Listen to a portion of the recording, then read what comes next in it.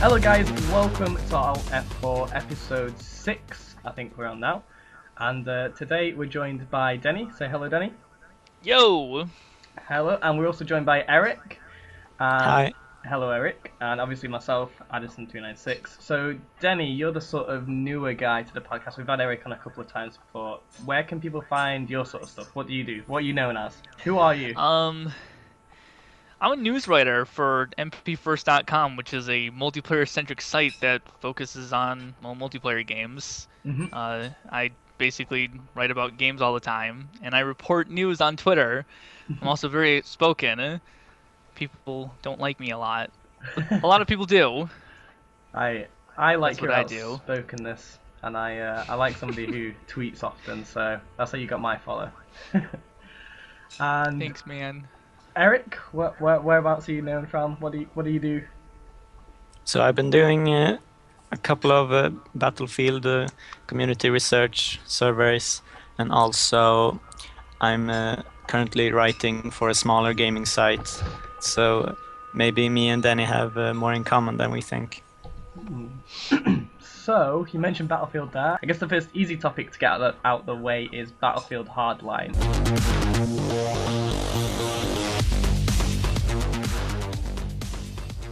I just want to very quickly cover all the stuff that we sort of know to this point, because we haven't done a podcast since the news was released or leaked. And then I want to cover basically E3. So this is the E3 pre-podcast. Sort of our ideas, expectations, predictions. But yeah, let's get Hardline out of the way first. So, well, what do we know so far, basically? I'll cover a little bit. It's basically looks like a Payday 2 Battlefield combination on steroids. I think I've seen it called. Yeah, it basically looks like Battlefield with police theme. So I don't know if any of you guys want to elaborate a bit more on that. I'd say it's more Battlefield mixed with Grand Theft Auto, Hmm. but with that whole Hollywood kind of single player campaign built into it, because it is gonna have a single player campaign, unfortunately. I mean, I'm Oh, not I trying to disagree write with you Visceral off, there. but I mean, I think single player campaigns in Battlefield isn't that great, or hasn't been that great since like Bad Company 2. Like I know that I'm like completely at odds with the community, but I actually liked Battlefield 3's campaign, the new campaign, and I actually liked how it was a bit more grounded and wasn't so Michael Bay-ish, like over the top explosions and shit like that. But I guess people want to see that, so I was a bit of odds. I kind of like the following the one soldier story, but yeah. So do you reckon they're gonna go Call of Duty style with the campaign, or are they gonna go Battlefield style with the campaign? I think they've said something about presenting it like one of these police series on TV where you have a chapter that plays out like an episode, and it has all these kinds of plot twists and cliffhangers and so on. Okay. So something So, similar so to like The if you Wire, like or... the kind of TV presentation of this police and action series, then maybe you like this single player campaign also, Yeah, because they there's said that a silent majority that also plays just a single player campaign and never goes online and kind of joins in the discussion about multiplayer and so on. Hmm. right. They said that that the House of Cards writers from the Netflix, Uh-huh, yep. the political drama, they said that they had some of the writers from them writing the single player, so it could be Okay. really great. Yeah, I love House of Cards, especially the writing in that, and the scripting especially is just great. So hopefully we'll see some of that translated over. Yeah. Um, so we saw. Let's just go for the leaks then. So we had a leak first off from a guy who apparently worked inside EA. Is that right? Couldn't Is it comment on EA that. or Visceral? Okay, I'm trying to remember the thread. I think it's EA. So I'm not sure how the actual video got out, but there was a guy uh, that commented on the leak, uh, and he broke his NDA and got fired. yeah, yeah. But I don't think he was the one who leaked the video, so Well, that's Oh, what wow. I he's don't know anything claiming. more. And I think Pikey needs to stay silent here. No, I didn't even know that. Yeah, I saw No, in a. don't worry. I can discuss these things. Okay, it's just that like by extension of NDA, I can't like discuss specifics that haven't already been released. Okay. So basically, we saw a sort of like a. What was it first? What was the first leak we saw? Because the first leak wasn't the video, was it? That was the second leak, right? So the first leak was some kind of. Uh, there was a guy who was looking through the CSS codes of Battlelog, and he found all these kinds of emblems and Oh, that's right. Yeah, pictures and assets that were used for the Battlelog version for Battlefield Hardline. that's right. So he could fish out some kind of game modes and icons and And from there, that's when we got all the all the videos with all the new guns, Yeah, weapons, gadgets, it just hardline. it's just started pouring out. I mean, it was crazy too because at first it was like we have some battle log emblems and we have some like little indicators that like the next Battlefield game is called like Hardline or something, and then literally a day later we had like a trailer that was like 10 minutes long from six Yeah. months ago that shows like all the gameplay features of the game, Yeah. and then it just kept pouring out, stopped a day, and then poured out some more and poured out some more, and then what, like yesterday they had the trailer leak, Yeah. and EA was forced to release it. Like that's just ridiculous. Yeah. Yeah, it is pretty crazy how much has been. Well, you can't see me doing the quotations here, but leaked. But I don't know how much of that is like forced leaked and how much of it is actually leaked. Yeah, you'd think they wouldn't put code in there that has Battlefield Hardline written all over it Mm. and Battlelog, because people are gonna be Well, looking through they've done it the before. code searching So for it. yeah, it's not as if like this is the first time people have looked through Battlelog and gone into the Battlelog code. Like they actively encouraged it, I'm sure, for the Easter egg hunt. You know the Right, looking the in the. Phantom thing. Yeah, that was it. Yeah. yeah. So I'm sure that they must know that people are going to go looking around.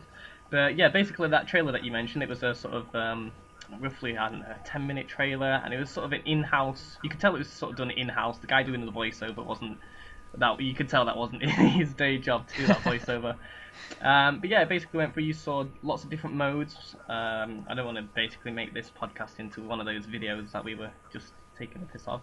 But yeah, we saw lots of different modes, modes that are new to Hardline. Do you think that this is going to set Hardline apart from the Battlefield series? Like, is it a Battlefield game, or is it just got the Battlefield name on it for PR purposes, branding purposes, sell more copies purposes? I think it will play a lot like Battlefield, and it will feel quite familiar, but the actual objective that you're playing towards will be something different, and the whole context and story and the narrative will be changed towards when you're fighting country versus country, then it's not obvious who's good or bad and what their intentions are. But if you take cops versus robbers, then it becomes way more clear, and your own reason for defending or attacking an objective will be much more intuitive. Yeah, you get sort of predefined roles, and you can sort of slot yourself into that role, can't you? Do you think that that Hardline is something that the Battlefield community wanted? Then, do you reckon that we wanted this more than something like, let's say, the next, I don't know, Bad Company, or the next 2143? Do you reckon this is going to be a not necessarily like we wanted? I suppose I've changed the question to how well do you think it's going to be received compared to those games that could have come out? I don't know how to answer that. It's kind of like what happened with Bad Company. When Battlefield 2 was released, yeah, it had a lot of bugs, but a lot of the veterans from 1942 and all that, they really loved the game. It was like a Yeah, modern take. It was basically someone made a mod for 1942, and then that just completely exploded into a game, yeah. and everyone was really hyped about that. And then they announced like Bad Company 1 for the consoles. PC guys weren't really affected. It was like whatever. It's Yeah. gonna be crappy. And it was very arcadey, but it was silly too. And then Bad Company 2 came out, and that was received as like, really? This is where's Battlefield 3 or Yeah. 2143? What this is this isn't the game that I want. And then eventually Bad Company 2 went on to be, well, renowned as probably the best Battlefield Yeah, since Battlefield 2. you hear so many people say, "Oh yeah, I joined the Battlefield by Company 2."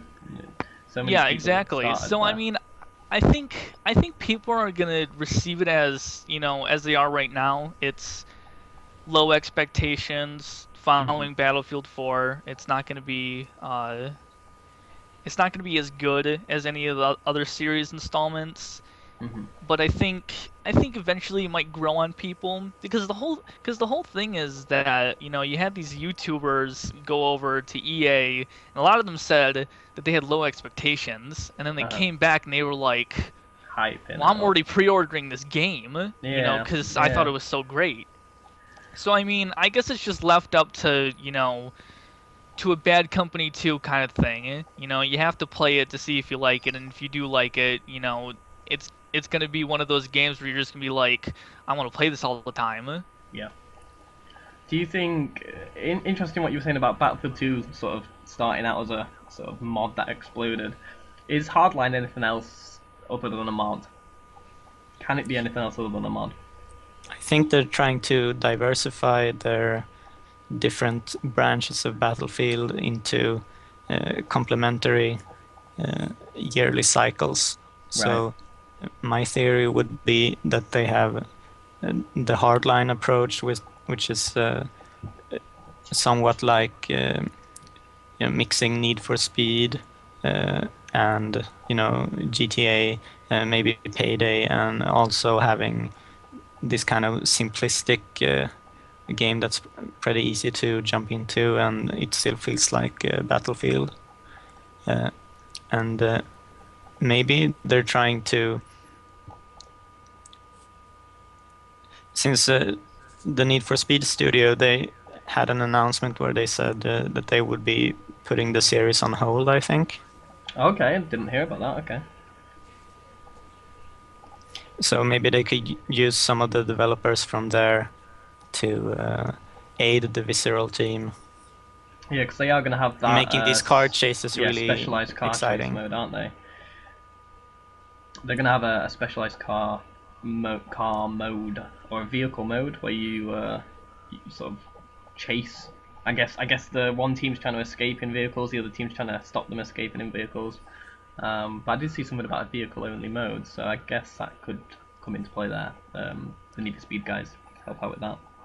Yeah, so the rest of the stuff that's complementary to that kind of gameplay is Star Wars Battlefront. It's very futuristic, and you can also put some kind of Battlefield 2142 stuff in there.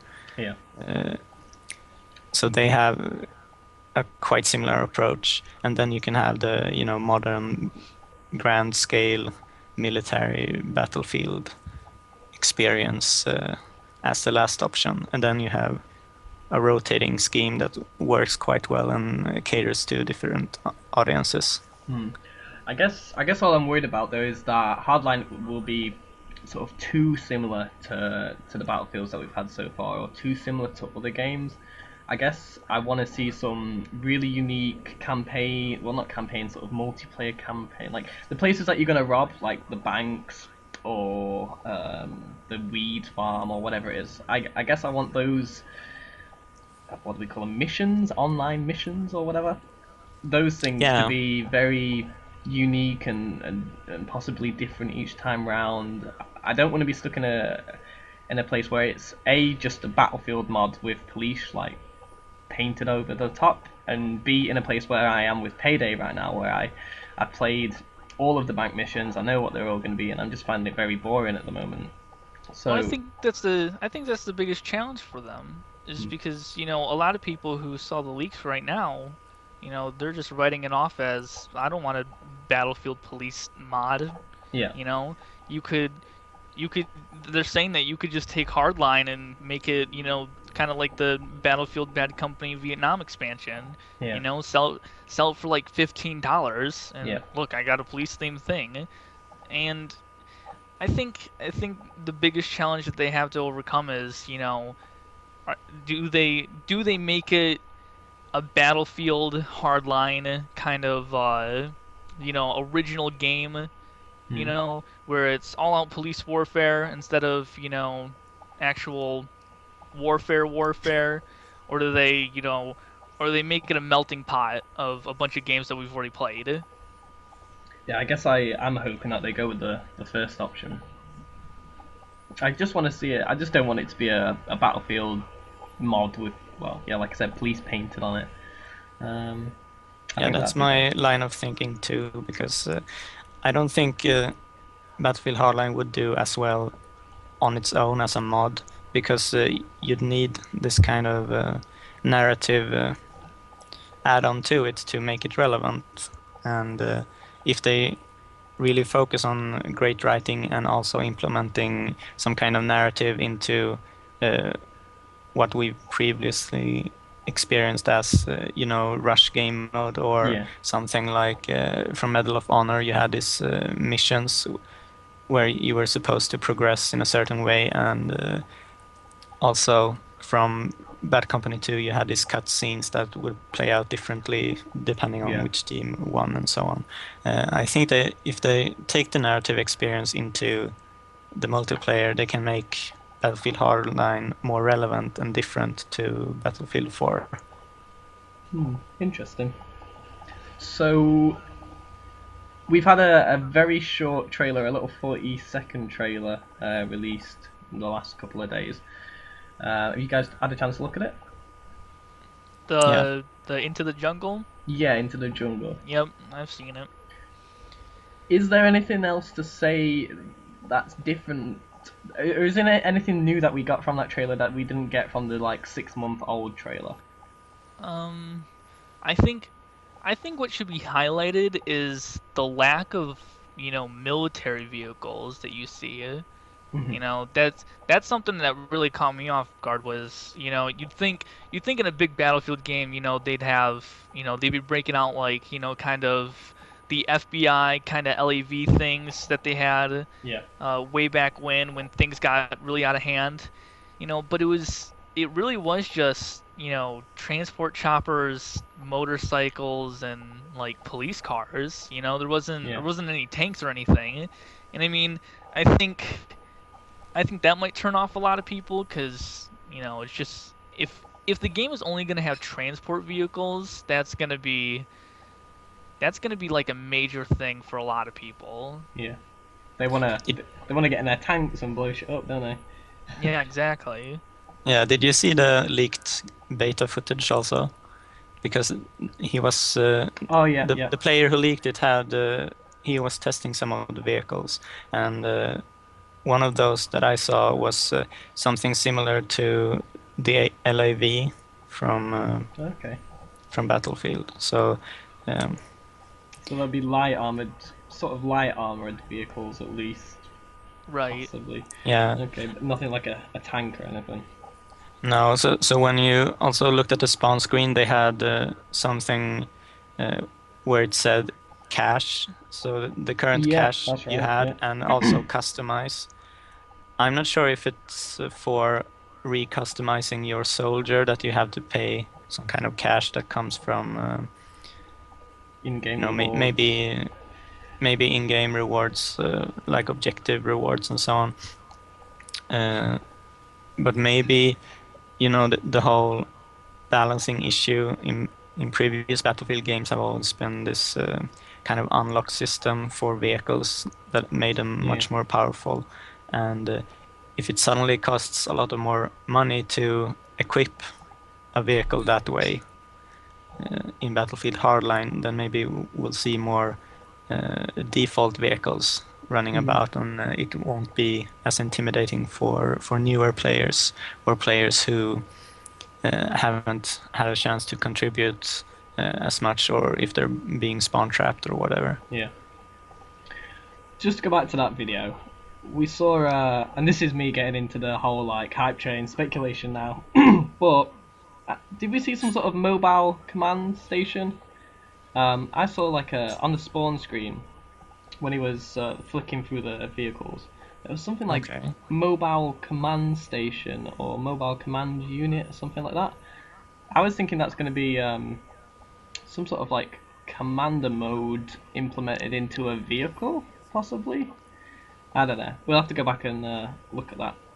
That would be kind of interesting, because then you can manage it more from in-game. Yeah, instead of being sat on the toilet on an Yeah, iPad. So definitely. imagine if the Definitely commander Battlefield was sitting 2. in. Imagine if the commander was sitting in the AC-130 and it had a cooldown on respawn. Then maybe it would be more balanced. Sorry, Denny, I don't want to interrupt if you were about to say something. What? No, I'm good. I haven't seen the beta video, so It's hard to find. They get taken down in like 5 minutes of anybody tweeting them. So get scouting, everyone. I have a working one, but I had to replace the link like 2 times in my blog post about it. wow. Well, I don't want to dive too deep into the speculation of like a little tiny glimpse of a little bit of text on screen or anything like that. That's for the level caps and those people. So, if there's nothing else about Hardline, sorry, I'd like to move on quickly to what we've been gaming this week. But is there anything else you guys want to cover over Hardline? Well, Level Cap mentioned that since he played it, he commented that they've kind of fixed some of the elementary issues from the entire series.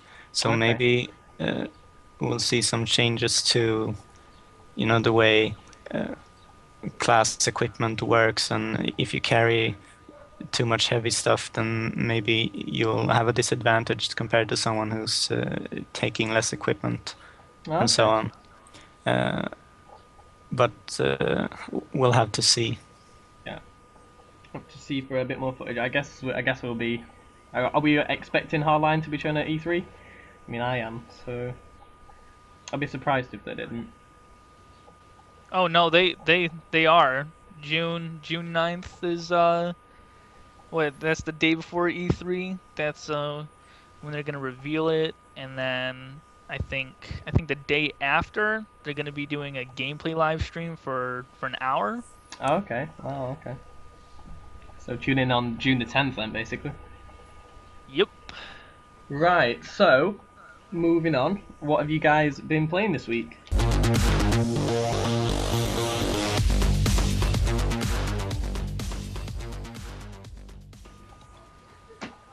Watch Dogs. Watch Dogs. Yeah, I've been sinking my teeth into Watch Dogs. Must have I'd say about 20 hours at the moment. And I'm, is there 5 acts in the story? So I'm like 4/5 of the way through the story at the moment. I've been taking my time and doing other stuff. How you finding it, Denny? Well, through the 40 hours and the complete story and a lot of the side stuff done, I'd say it's an 8 out of 10. I mean, Okay. I'm not completely blown away as I previously thought I was gonna be, Yeah. because a lot of the mechanics in the game are, well, they're very arcadey. You know, they're not, because you have this open world game that's coming out, and then you have GTA that came out. Yeah. And you're undoubtedly gonna compare them, you Yeah. know. And then you look at GTA, and it's got a lot of mechanics that just work so much better, you know. And you see Watch Dogs get delayed, 6 months, and you realize, they could have looked at Grand Theft Auto, like the driving mechanics, for instance. Yeah. Yeah. And they could have completely improved on that whole experience because the driving just feels like Just Cause 2, and there's a reason you don't drive cars in Just Cause 2, Yeah. you know. But the rest of the game, I mean, it's very unique, I guess. Hacking is pretty cool, but it gets really repetitive. So I Yeah, mean, yeah. I that's why I'm found that. taking a break and go for Battlefield 4 again. Yeah, I found that. I found myself comparing it a lot to Assassin's Creed, with hacking sort of over, and obviously Yeah, it's it's definitely going a to be, melting pot from other AAA games over at Ubisoft. yeah. Obviously it's going to be have it's going to have similarities to Assassin's because of the guys who made it, but and the engine I guess it's running on. But I don't know. I guess it was like I had fears with Hardline. I was fearing it wasn't going to be unique enough, and I guess it is unique enough. Now I've actually had enough time to play it. It was hyped way too much, like way more than it should have been. Um, the game looks beautiful. On like I've been playing it on PC with like the graphics turned down really low because it's like the PC I do everything on. But I've seen it played on high-end PCs and next gen, and the high-end PCs it just looks beautiful. Like it really looks beautiful. Um, Gameplay wise, though, yeah, I found it being like sort of repetitive after maybe about I don't know, maybe about 15 hours after I'd unlocked all of the equipment and used them all. I was hoping, I don't know, I just felt like the need for another gadget slot to figure out how to do something else, like sort of halfway through the story. And at the halfway point, I'd already like sort of yeah, I'd got all my special powers. There wasn't anything intriguing anymore. I'd mastered them. Um, and the majority of the times that I sort of come across any sort of difficulty challenge, or when basically whenever I fail a mission, it's not due to the lack of like me having a gadget that I need to go and unlock, or me not possessing a skill or anything like that.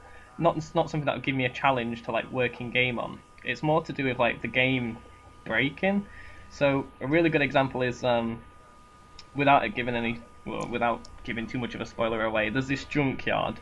And inside this junkyard, there's loads of these traps that this guy's set up for these waiting for these people that are coming to attack you. So the people come and attack you, and as soon as like they get in the junkyard, like you're supposed to use the traps to kill them and wipe them out. So I start using the traps, and the guy who I'm with, who I'm trying to protect, like runs out and gets killed by his own trap again and again. So it's like, what is the point? That story doesn't make any sense, and it's obviously like a bug. He's not meant to get killed by it, but like that was like the most challenging thing I had within like 2 or 3 hours of that gameplay was like trying to get the game to work properly. It wasn't anything to do with like the equipment I'd got or trying to figure out how to use the equipment. So I don't know. It just seems like yeah, it gets repetitive after a while. Um, but I suppose like sort of Grand Theft Auto got repetitive after a while. Like it's sort of a hunt this person down mission and take them out or take out their vehicle, Yeah, or that's but basically Grand it. Theft Auto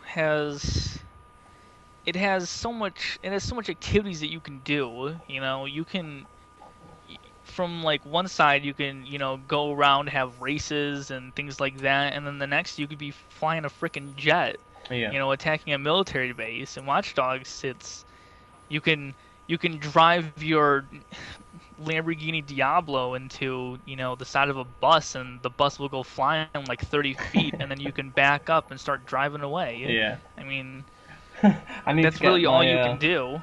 make a mental note for me, you two, right? Whenever I get my first car, I need to get whatever headlights they've got installed in Watch Dogs because they just don't break. You can smash into anything, and those headlights will not break. But yeah, Eric, have you seen or played any Watch Dogs? I've just watched some kind of playthroughs and so on, Uh-huh. and reviews, but we have someone else from our staff that's going to review it, so I haven't been playing it. Is it? So let's go back to these types of games. Is it your type of game, Watch Dogs? Open world sort of exploration. I think I could enjoy it, but it doesn't seem that tight. They could have made something more out of it, like you discussed. So I just think it's more of a console title than a PC title, I think. Yeah. For now, at least, until they really fix the PC issues and so on, and get some more content in there. Yeah. But I've been mainly playing Battlefield 4, just trying out the new patch that rolled out with the tick rate and so on. How are you finding that? So you're on, just for those who don't know, you're on PC game on Battlefield 4, right? Yeah, so it seems quite good, and hits are registering, and you don't get caught up in stuff in the environment anymore. Uh-huh. Like when you were racing with another soldier nearby, and you got this kind of soldier collision lag, and when you were trying to jump a fence, then the server didn't know that you were at the fence already, so it could be hard to mantle obstacles and so on. Yeah. But it seems much more tight and so on. Like in the CTE environment, it works better, basically. And since I've been playing so much CTE, it's good to be able to play the game modes that I want to play again, and not just the vanilla maps. Yeah. Yeah. So, So. Denny, what do you think about the new patch? Do you think it was the thing that was needed in order to, being able to safely promote Battlefield Hardline? That's a funny question because a lot of people have been complaining about, the netcode, and they're having issues with, hit reg and, dying behind walls for like the past 2 months since they did the server upgrades on console. I mean, the patch kind of feels placebo to me. I'm not gonna lie, because Okay. I mean, it doesn't feel like anything has changed. I mean, maybe that's just me, but I feel, I don't know, Battlefield has just been working for me since, that server upgrade. Nothing's really lagging anymore. And I mean, if it does work for some people, I'm glad, because I mean, it was really needed. I definitely do notice that a lot more people are, or I'm getting into servers with a lot more skilled people who know how to play the game, at a better level. They're not just completely oblivious to everything that's happening. Just to double check, Denny, you're on PC, right? No, I'm on the Xbox One. Okay, you're on the Xbox One. I knew you had it, So- but I don't know which one you played on mainly. So okay. Did you go into the settings and select the high net send option? Yep, went in there. I didn't even realize I got the update, but I guess the Xbox One does like automatic updating to all the games that I own. So went in there, saw the option, played a few domination rounds, and I mean, I guess it felt better on a little bit, but I mean it didn't feel like anything revolutionary that was that completely just fixed the game, right then and there, and it felt snappy and amazing. I mean, it's felt like that for me, for like the past few months. Okay, since they updated the servers or upgraded them. So, can I just check? Is it sort of like if you hadn't known that somebody had flicked that switch? Like, say for example, you'd gone to the toilet, right? And somebody comes into your room, goes onto your settings. You don't know that update's there, and they flick that switch on. Would you have come back from the toilet and been able to know that something was different, or would you have not noticed it at all? I think the thing you mentioned about people seeming more aware of their surroundings and reacting faster, more skillful.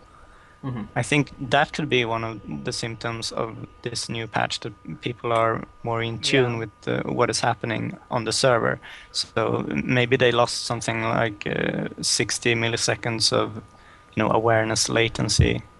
Yeah, exactly. I mean, it's not personally affecting me, but I have noticed that, like, if I go into a domination game, I definitely have to up my skill level, because it feels like a lot more people are aware of what's happening.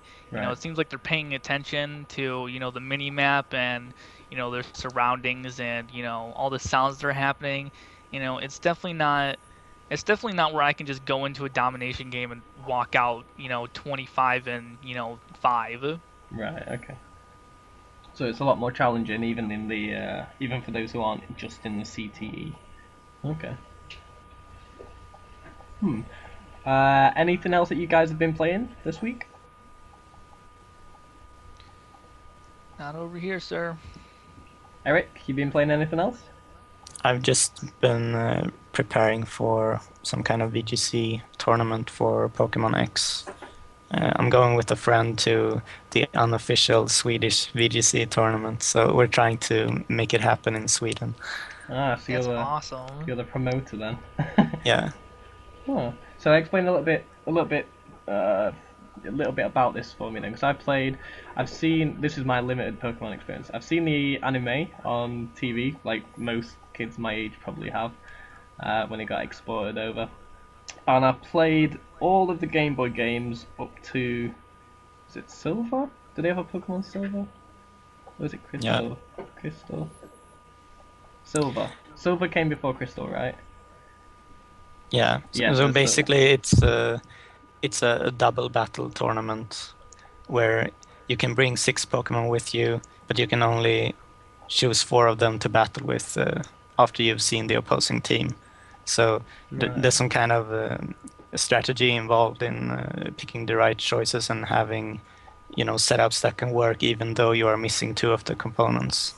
Okay, so this is to do with is this like a card? Is this a card game? So you just said you No, bring it's your Pokemon. on the 3DS. Oh, okay, okay. So it's like in-game Pokemon in-game Yeah. tournament. Okay, interesting. Cool. So you team up with somebody, and is it like a elimination? Like there'll be a champion, like a team crowned at the end of it.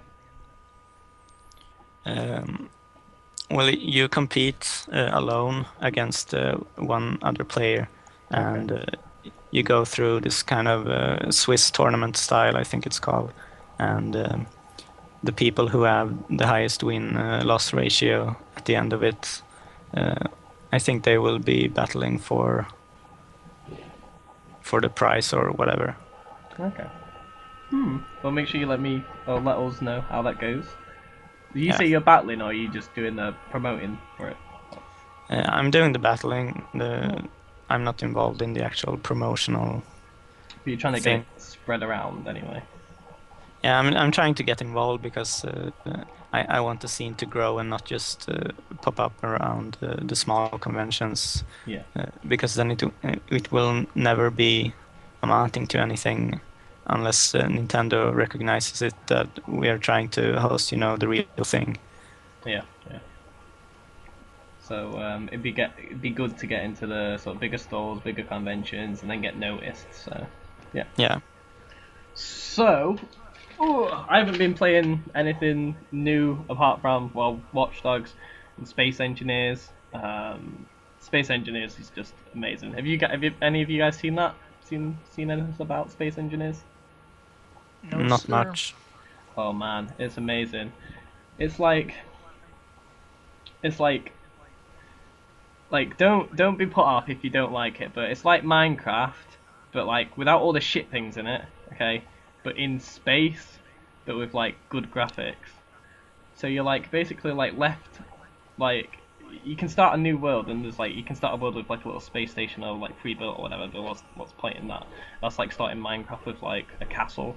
So everybody, if you're supposed to start it, you do it how you're supposed to start it. You start in like this open asteroid field, and there's like nothing there. You've got nothing on you, and apart from like a drill and a jetpack with like limited power and air supply. And the first day, or there is no day-night cycle really because you're in space, so the sun's really far off. So anyway, the first day, I suppose, you go over to like asteroids and you start mining them with your drill, and like all these little bits of rock come out, and they're like worth different things. Like some of it will be like uranium, iron, tin, and all this shit, right? And then you can like craft them together to make stuff. So you try and build like a little mini like space station first off, like a little platform. Onside that platform, you have things like basic things for survival, like energy, something to provide you with energy. With that, you can recharge your jetpack and you can go out exploring further and things like that. And you basically try and get enough resources back to that platform to survive. Now, there's different things out there in space. It's like, depending on how often you've set it to occur, there's meteor showers that will come down, and they're sort of targeted around your play area. So every sort of, well, it depends how often you've set it to, but every, say, in my world, it's every hour, I'll have this huge meteor storm that I've got to try and like protect against. There's also you've also got to watch your energy as well as you're going out exploring. You've got to make sure you can get back to your space station in time to replenish your energy. Otherwise, you just go off drifting in space forever, and that's not good. But yeah, basically, it's like there's all these different things you can create, and then when you've got like your basic space station, you have to like start making ships, and you can build like any sort of combination of ship as long as you stick thrusters on it and an engine. It'll like fly through space. So I've been having like loads of fun, like trying to recreate like Battlestar Galactica ships and Star Trek ships, and little. I made a little Titanfall type ship, like a little looks like a Titan. It's got like one little leg with a landing gear on the bottom of the leg, and then like sort of arms coming out the front with missiles on them and stuff like that.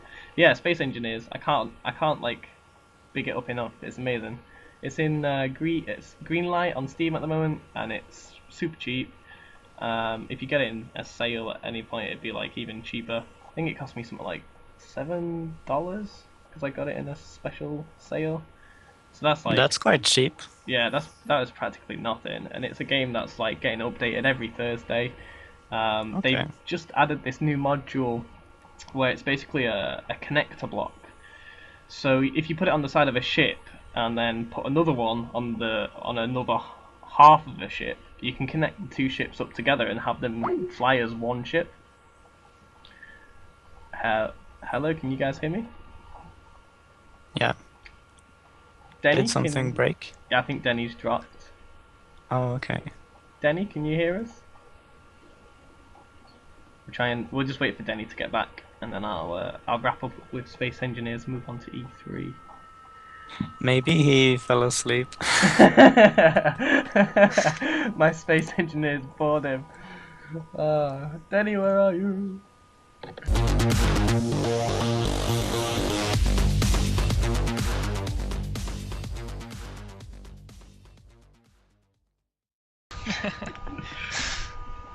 Right, so Eric's told me off for getting too excited about Space Engineers and rambling on for like an hour about it, so I'll shut up now.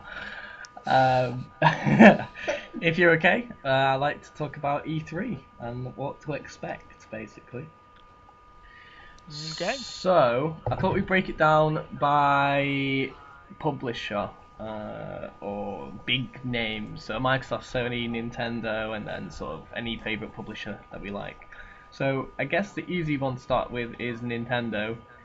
Do we expect like anything much from them, really? A 4DS. That's what I'm going with. A 4DS and like a Wii Y. Well, a Wii Y would be a very good name, I suppose, for the Wii consoles. I've got down here Zelda because they showed it off with the Wii U, and it's still not out. So if we don't see any Zelda, then everybody's heads will explode. I think what they're gonna show is Pokemon Sapphire and what was it? The other one's Ruby. I'm gonna the remakes Eric, for. Yeah, they're making some remakes for the third generation of Pokemon with the Hoenn region, and you know this epic battle between the Team Aqua and the Team Magma, who are trying to transform the Earth into either a very desolate place full of landmass or a very oceanic place filled with water. So battle between elements. Otherwise, I think they will be pushing Super Smash Bros. Quite hard. Yeah. Well, they've as got you said, Super Smash Bros. Invitational that's happening, so that should be quite interesting for Nintendo fans. Yeah. And also the Zelda game, like you said, might be showing it off. of course, Nintendo will always have these kind of, you know, offshoot, strange little games that they will put Yeah. into their stream and make a big fuss out of them. But I don't think they will get much traction unless they, you know, put some more big games into it. Yeah, I think they need And to there's capitalize. there's some kind of 3D Pokemon project that was meant to be shown on, you know, a big screen, and I've seen some screenshots of it like half a year ago or so. Maybe under development for Wii U or their future uh, Wii U replacement hardware, Do you think if that? they are working on such a thing. But I don't think they will be announcing it quite yet. Okay, I was basically just gonna say like they've recently it's not been that great for Nintendo, obviously with the failure of the consoles and the huge strike back from YouTubers over the copyright issues that they've been facing on YouTube.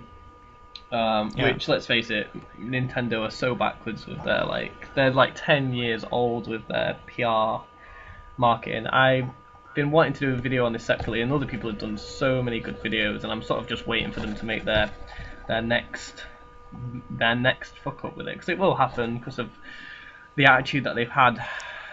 Well, yeah, basically that's the point I was trying to make. They've not been in the good books of gamers for the last couple of years at No. least. So recently they've had this Mario Kart 8 success, and it's been a very good success. They've sold units of the Wii U because of that one game, which to me is unbelievable.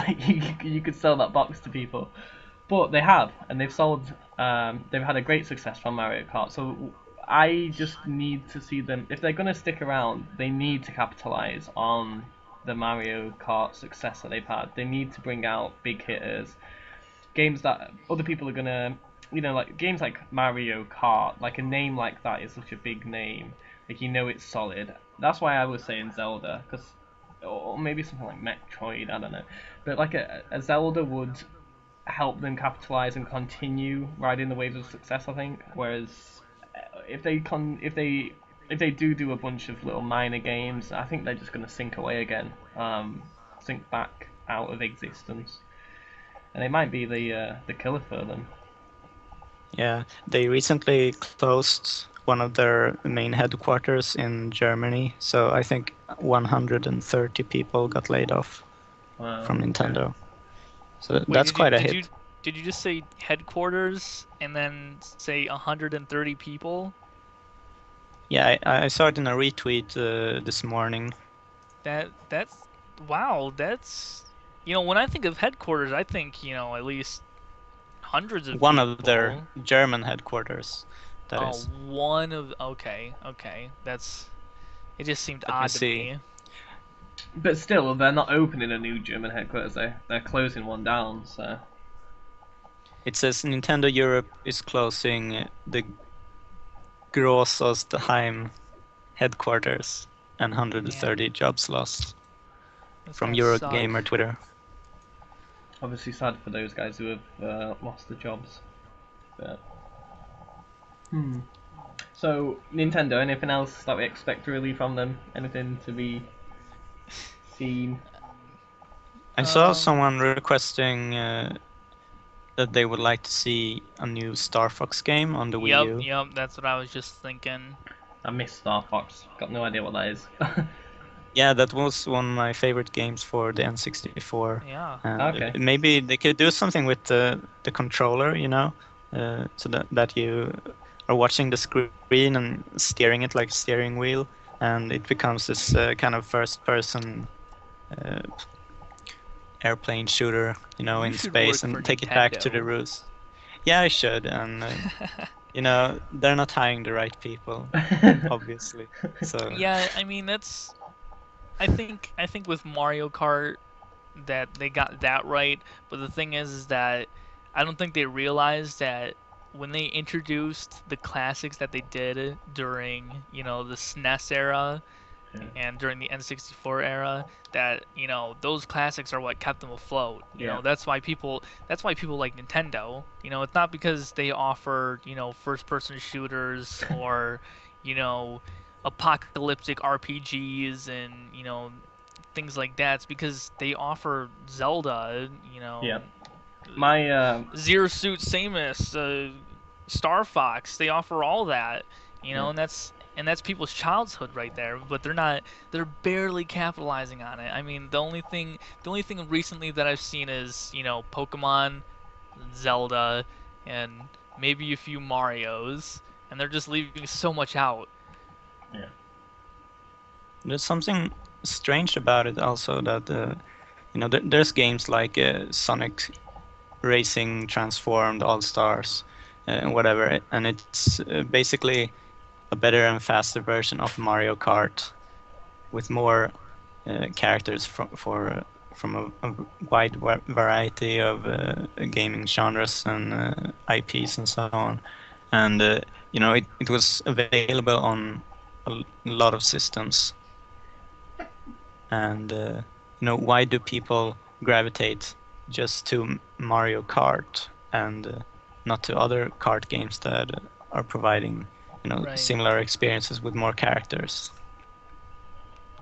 I guess. If Addison, you said that Mario Kart was turning profit from the units and so on, that they were selling more units just because of Mario Kart, when there's already other kart games that are filling that kind of niche role. Yeah, I guess it's the name, and I guess that's the answer to Yeah, it must why be. Hardline has the Battlefield name. Right. We Right. It might. definitely has to do with the brand. Yeah. Yeah. So, anything else with Nintendo? Not for me, Chief. No.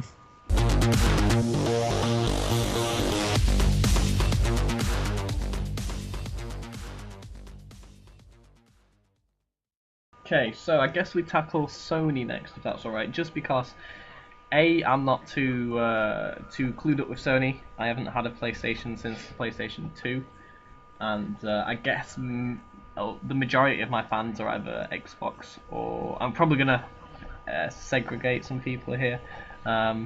But yeah, I guess the majority of my fans are Xbox and PC gamers, as that's what I game on. So get Sony out the way and then get onto the Xbox stuff. So Sony, basically, I've got written down here, gloating. they're gonna Okay. gloat a shitload, which is to be expected. Um, Games. So I got like Uncharted 4, Destiny, Beast, a lot of indie games, maybe a Final Fantasy or a God of War teaser. Um, I guess Assassin's Creed will be shown by Sony. Maybe they might split the PlayStation 4 version and the PlayStation 3 version between Ubisoft and Sony, but I guess Sony would take the PlayStation 4 version then. I don't know, any of those games interest you, or any other games that you're looking forward to seeing at the Sony conference? Well, I'm one of not. their Oh, you go ahead. okay, one of their biggest releases, I think, will be the Project Beast Yeah. from the Dark Souls developers. Yeah. Possibly being a sequel to Demon's Souls, yeah. from the PS3 exclusive. So it makes sense if the sequel would be PS4 exclusive. Yeah. So that's quite big, and I think people will like it. And of course, they will be gloating about being a popular system and that they're making a profit on every sold unit and so on. Yeah. But for some of their exclusives, I've seen things like Drive Club Yep, making Drive. an appearance again.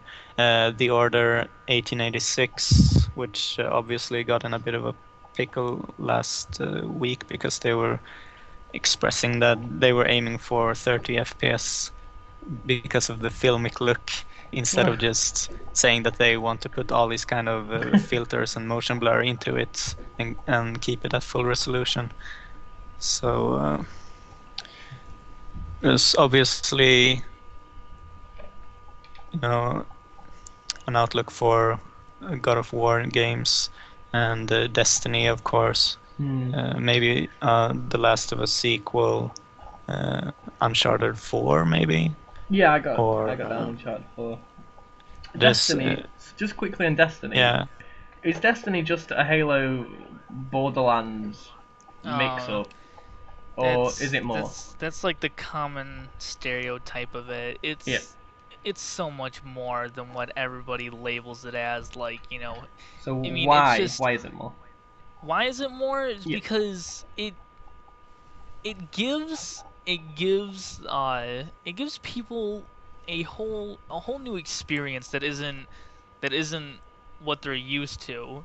People are used to the whole, if it's sci-fi, then it's, space travel and, laser rifles Yeah. and, you know, different planets from, a whole different universe and things like that.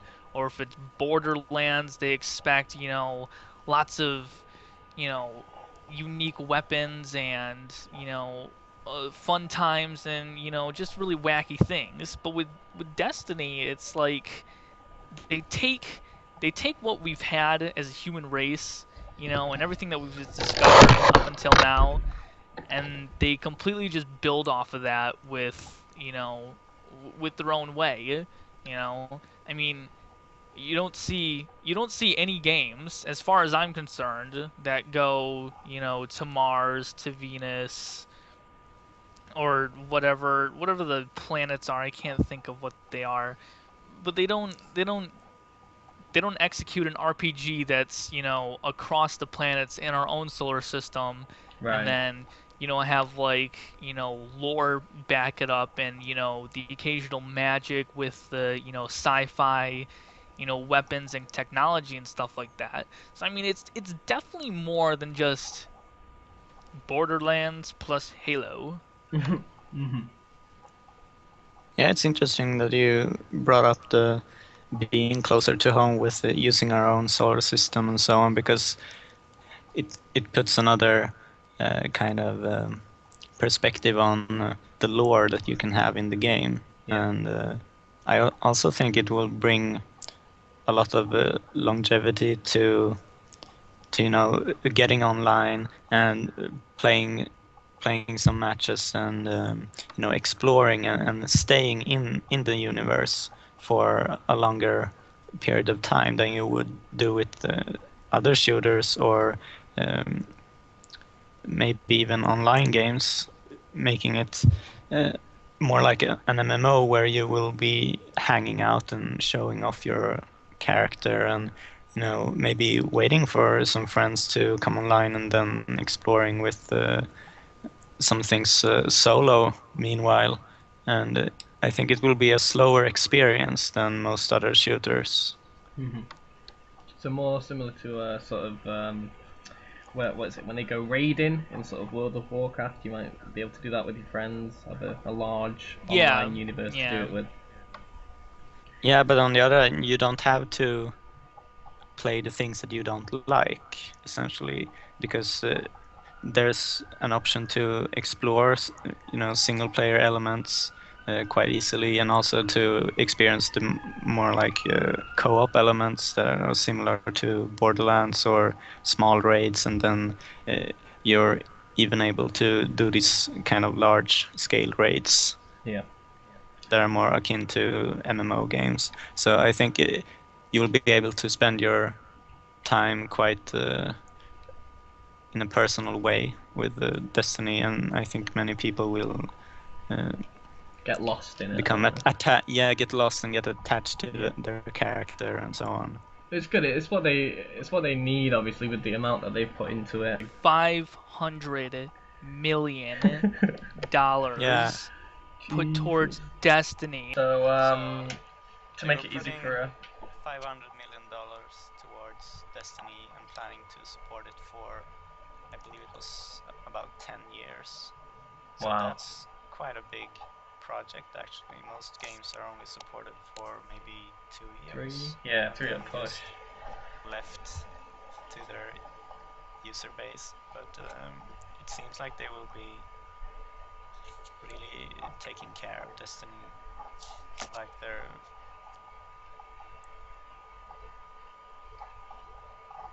big baby project. Yeah. their main it's thing. going up. And, Then I'd be interested. I think it will be a good game, and it will take some of the worse aspects of Borderlands and Halo away from the experience, and just giving the players a place to relax and have fun and experience different kinds of gameplay settings that were previously exclusive to unreachable titles for many of the console players. Yeah. So one note I do have down here is the PlayStation Move. I don't know. I would like to see them try to integrate it more, because I feel, I don't know, I feel sorry for the peripherals almost, the Kinect and the Move, because I think they're great ideas implemented very badly, and I would love to see. I would have loved to see the Xboxes stay with the stay with the Kinect. Obviously, they booted it out now, basically. So with the Move, are we going to see a sort of similar sort of relegation to the sidelines, or do you think they're going to sort of push the Move a bit more? I personally think that they're going to do a sort of an Xbox Move where they sort of push it to the sidelines a bit, which I think will be unfortunate. But what do you guys think? Well, the PlayStation Move, I haven't really seen it being even promoted alongside the PS4, except for maybe SingStar and stuff. And maybe you'll have this kind of dancing and singing games where it could be beneficial to have. But you can do some really cool things with the PlayStation Move controller, because it's more sensitive than I think it was the Wii Motion Plus controller.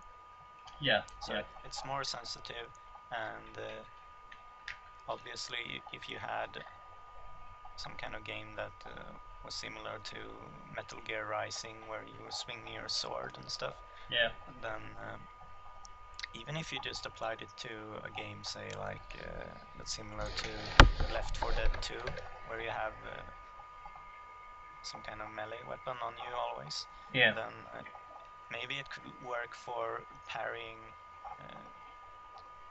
enemies that are coming towards you, like in a zombie game or something like that.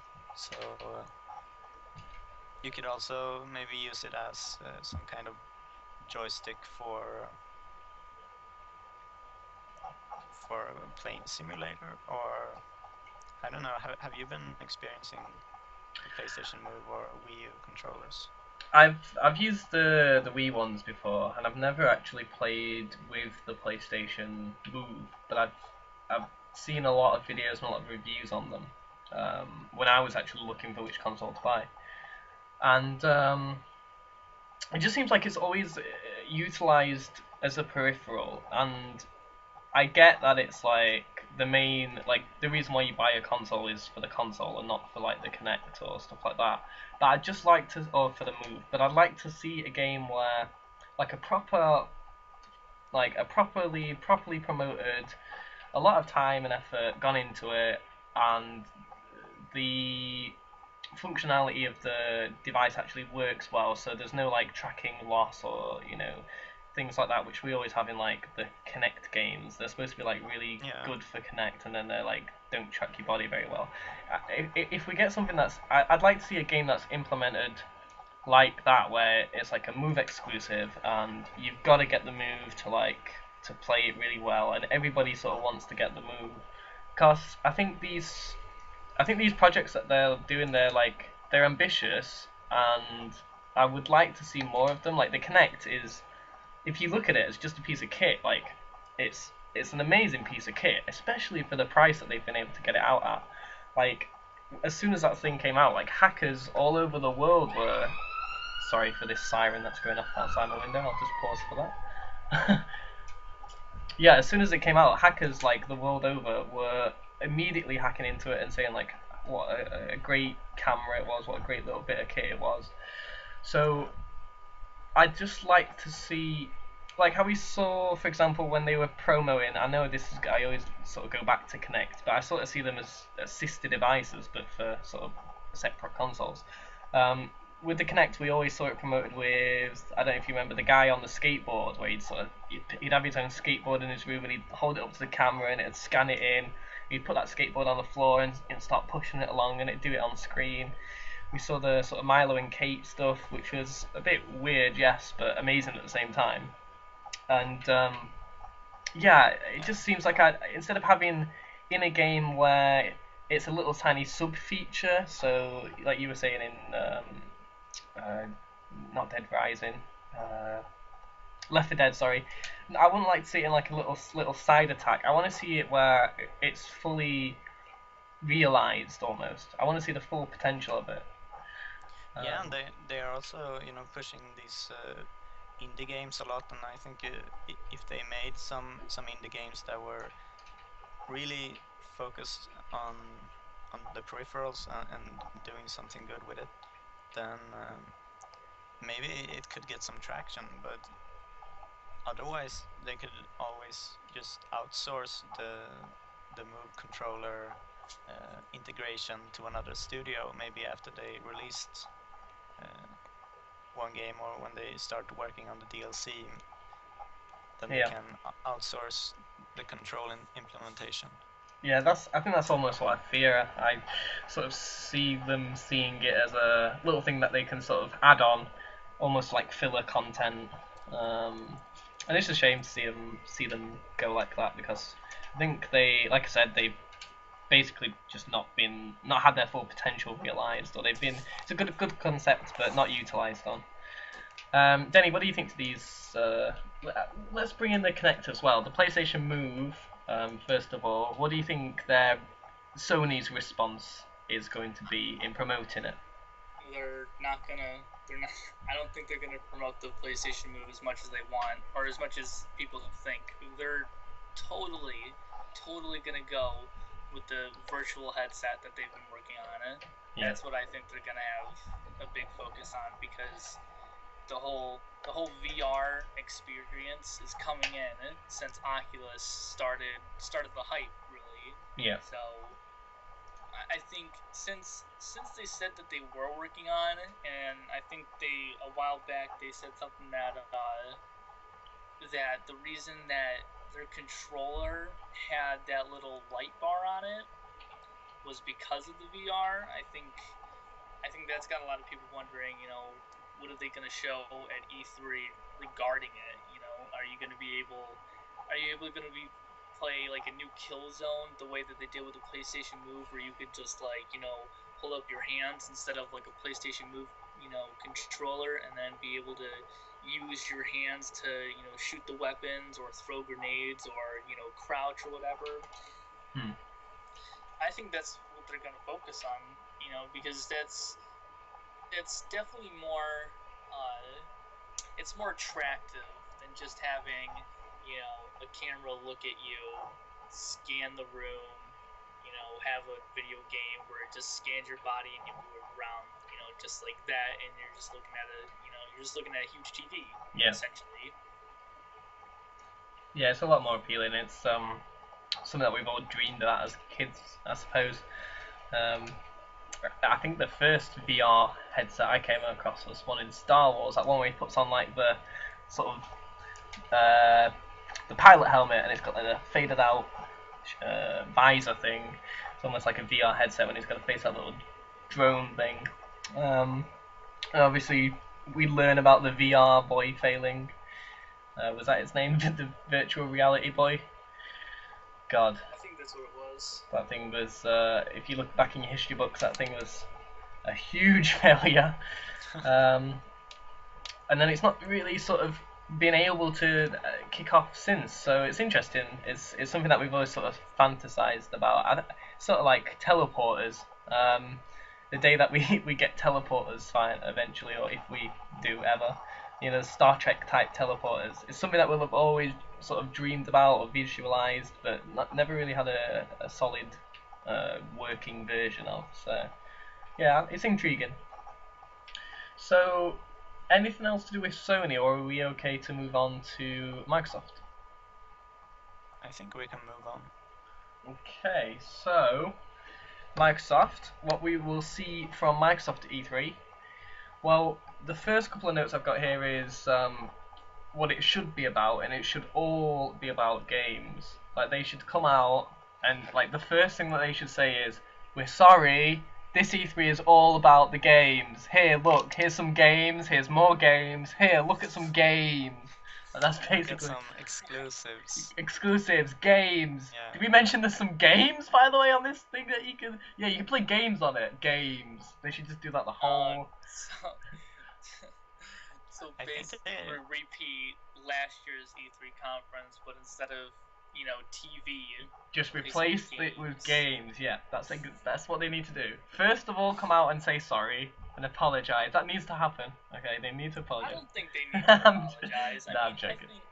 I think if they do apologize, it'll just show that they had a great vision for the Xbox. Yeah. It's just so many people made a fuss about things that are eventually going to happen anyway. They just made such a huge fuss that Microsoft was like, okay, well, I guess they're not ready. Time to go back to whatever Plan B is and just focus on not having all these great features that the original Xbox One would have had. Yeah. But I do think they just need to focus on games. I mean, that's pretty huge for them, because if they don't, they're screwed. Yeah.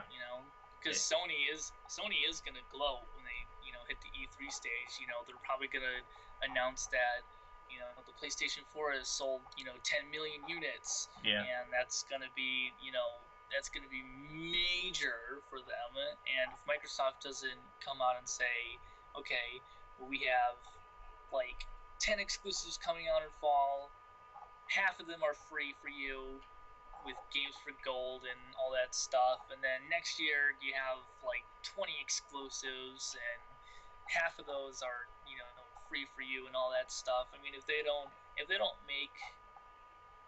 make the whole Games for Gold plus all of the exclusives that they're announcing attractive, if they don't seem intriguing, then they're just gonna fail. They're just gonna fail console-wise this generation.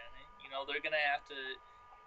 They might even have to scrap the Xbox One and do a new console with new policies and all that stuff to try to win back the lost fans that they lost.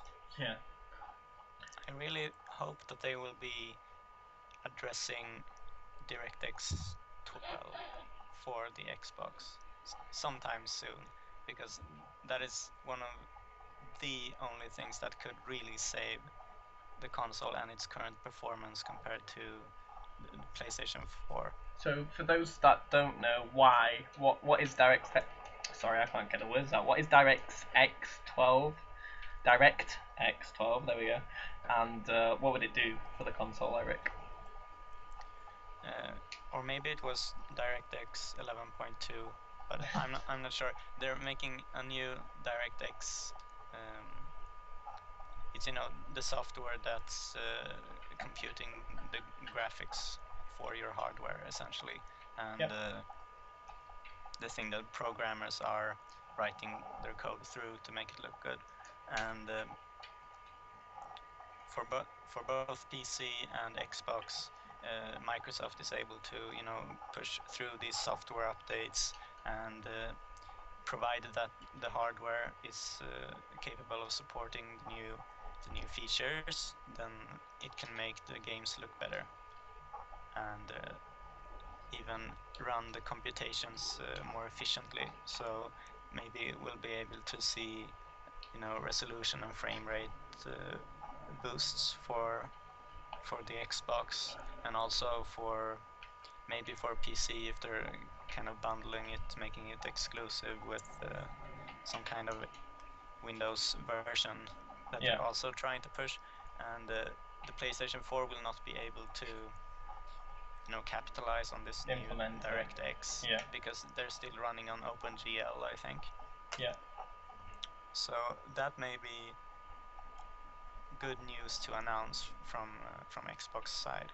And maybe, like Denny said, they could focus on making Xbox Live Gold more attractive for the user base, and maybe make it easier to play with friends, maybe have a face cam integration into games instead of having a sidebar and so on. Yeah. I'm not that familiar with the interface, because obviously I don't own an Xbox. I'm not even sure if they have officially released it in Sweden yet. All right. Okay. Wow. So they had this kind of list of launch countries Yeah. that they were prioritizing, and then they would move on to the other regions afterwards. But I think they really need to, get it out to everyone now that you don't have to buy the Kinect and so on. It won't be violating surveillance laws and so on in certain regions and so on. So I think they should push DirectX. So and DirectX games for gold. So DirectX then I just want to gauge, is this something that we're wanting to obviously it's something that we're wanting to see. Is it something that we're hoping to see and we're not really sort of sure on, or is it something that you sort of expect to see? Do you think it's going to be announced there or shown off there more? I think they've put the information under a lid for so long that we don't really know how far they've progressed with their actual development of it. So it's hard to expect a release for something that is so important.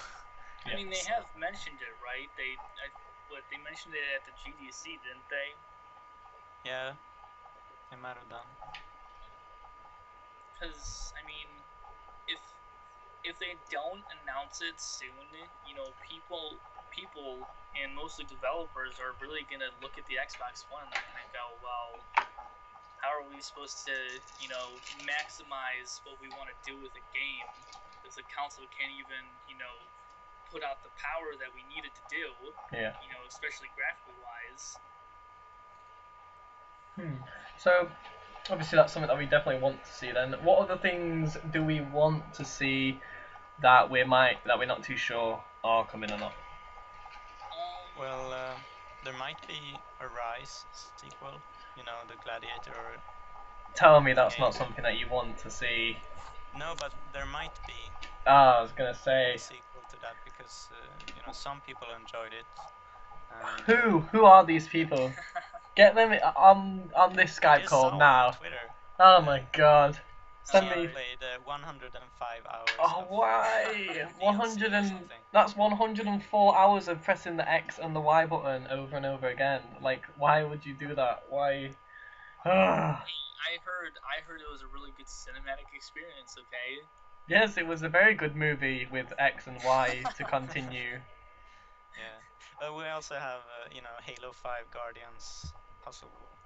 Oh, if they announce the Halo collection, that will sell the Xbox One so much.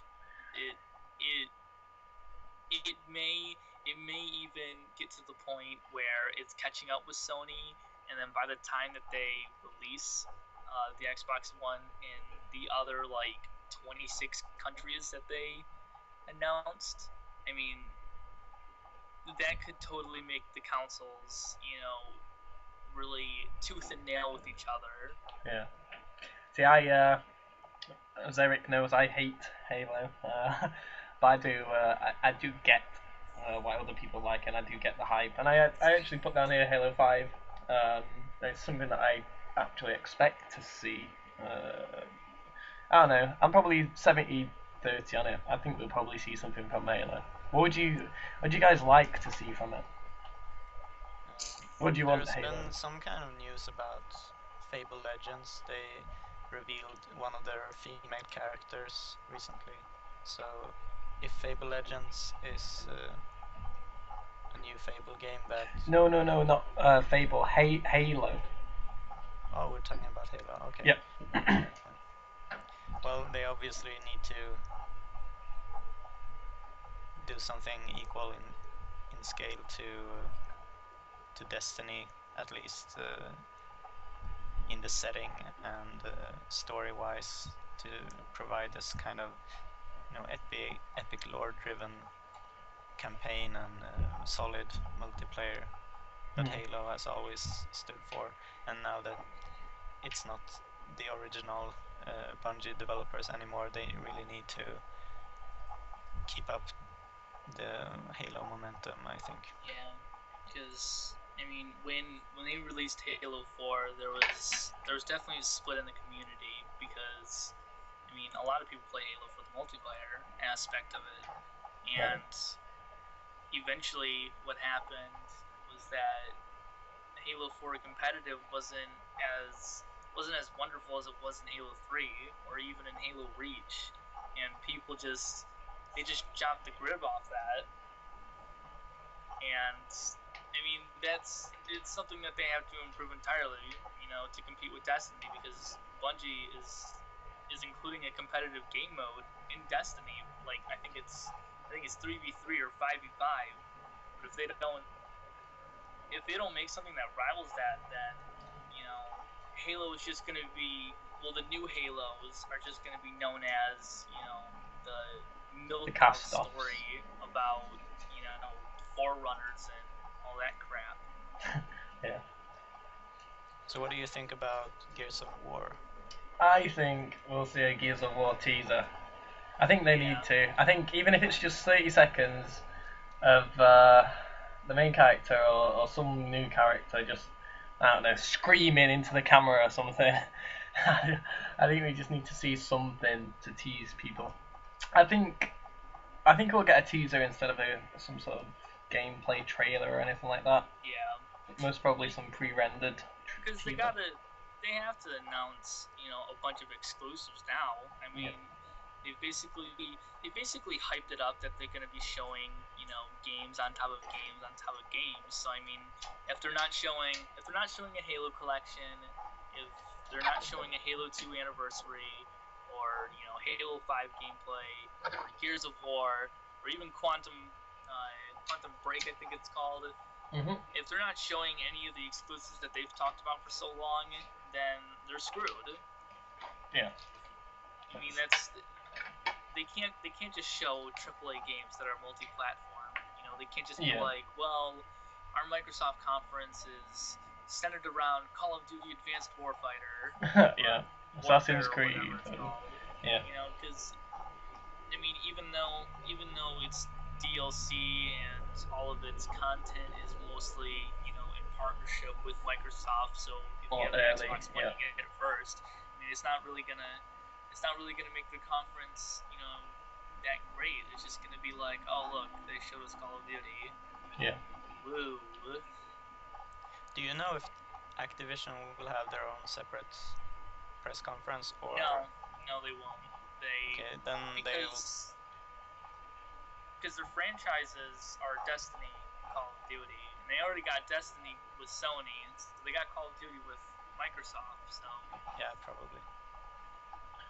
So we're all expecting a bit of Gears then. And we might see the Division, because I forgot where I read it, but it's someone mentioned that Ubisoft has a deal with Sony for Assassin's Creed, and then a deal with Destiny, or not Destiny, but the Division with Microsoft. Right. Okay. So we may see exclusive gameplay, during the Microsoft conference, because we're already going to see gameplay, or hopefully gameplay, at Ubisoft's. Yeah. So that's definitely something to look forward to. So old games getting a revamp. We're going to see Minecraft made for the Xbox One.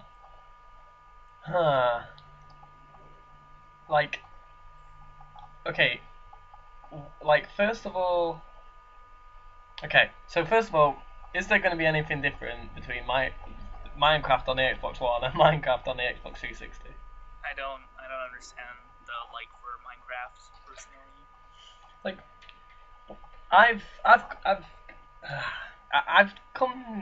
I had my fair share when it first came out, and then I got back into it again a bit, sort of when I first first started my gaming channel on YouTube about 2-3 years ago.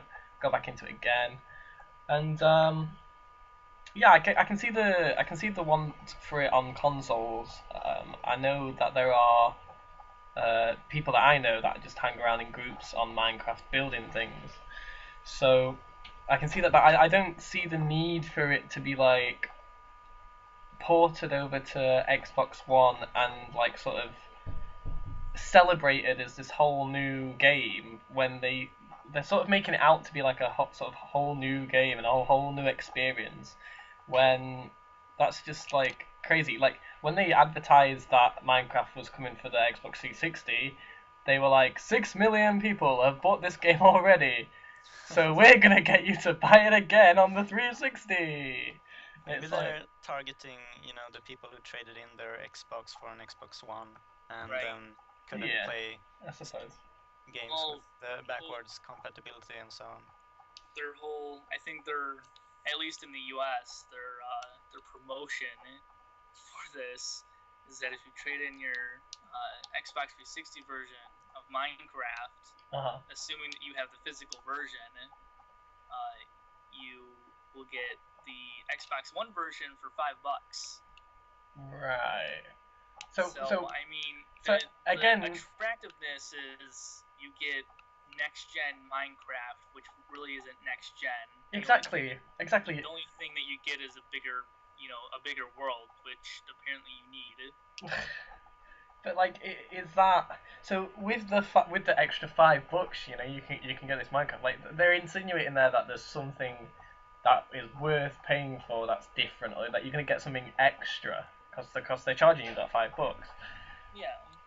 Like, is there gonna be? So you've just mentioned the one thing that I probably forgot about, the bigger world. Is there gonna be anything else other than that? And is that worth justifying the $5? It depends on what Mojang does. I mean, if they launch the Xbox One version and then the PlayStation 4 version, are they going to start playing favorites? Yeah. Like they do kind of now. With Microsoft's Minecraft version, where they have like this Skyrim skin, Yeah. or the Halo skin, where it basically turns the whole world into another AAA game. Yeah. But that version, I mean, it depends on what they would offer that makes it intriguing to want. I mean, are they gonna have a Quantum Break skin or a Gears of War skin or something like that? I mean, Minecraft is just built on the whole thing of I'm going to build things and do really complicated things with the game to do like secret passageways or trapdoors or railways or things like that. It's not like Minecraft is a huge RPG game with a huge quest. That's like 50 hours long. They gotta do something that's next gen worthy. Yeah. Instead of a bigger world. See, for me, that would be making it more on par with the PC version. That's the thing that always really annoyed me about the Xbox 360 version. It wasn't on par. There was items missing that you couldn't craft, or mobs that you couldn't that weren't generated in the world. It was always like so many versions behind the PC version. And if they make it more in tune with the PC version of the Xbox One, then I could probably maybe see justifying the extra $5 or whatever. But I can't see them actually being able to do that because then, well, why wouldn't they first of all do that for the 360? Like, surely it can't be the hardware that's like keeping them back. It's probably the hardware. Really? I mean, Okay. 512 megabytes of RAM is just atrocious. I mean, I can't even fathom that they released a console with that much. Because I mean, if you look at a lot of the games that are coming out now, especially like Arkham Knight, Yeah. the developer blatantly said that the Batmobile itself could be a complete game that's like bigger than Skyrim.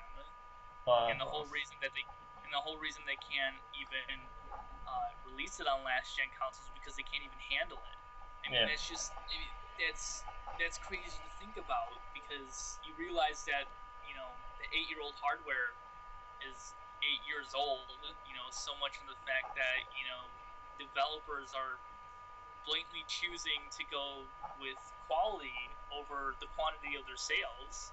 Yeah. I suppose I'd sort of underestimated the new power of the next gen compared to the old one, and what differences that might be able to, what differences that might make in the games released from platform to platform, old gen to new.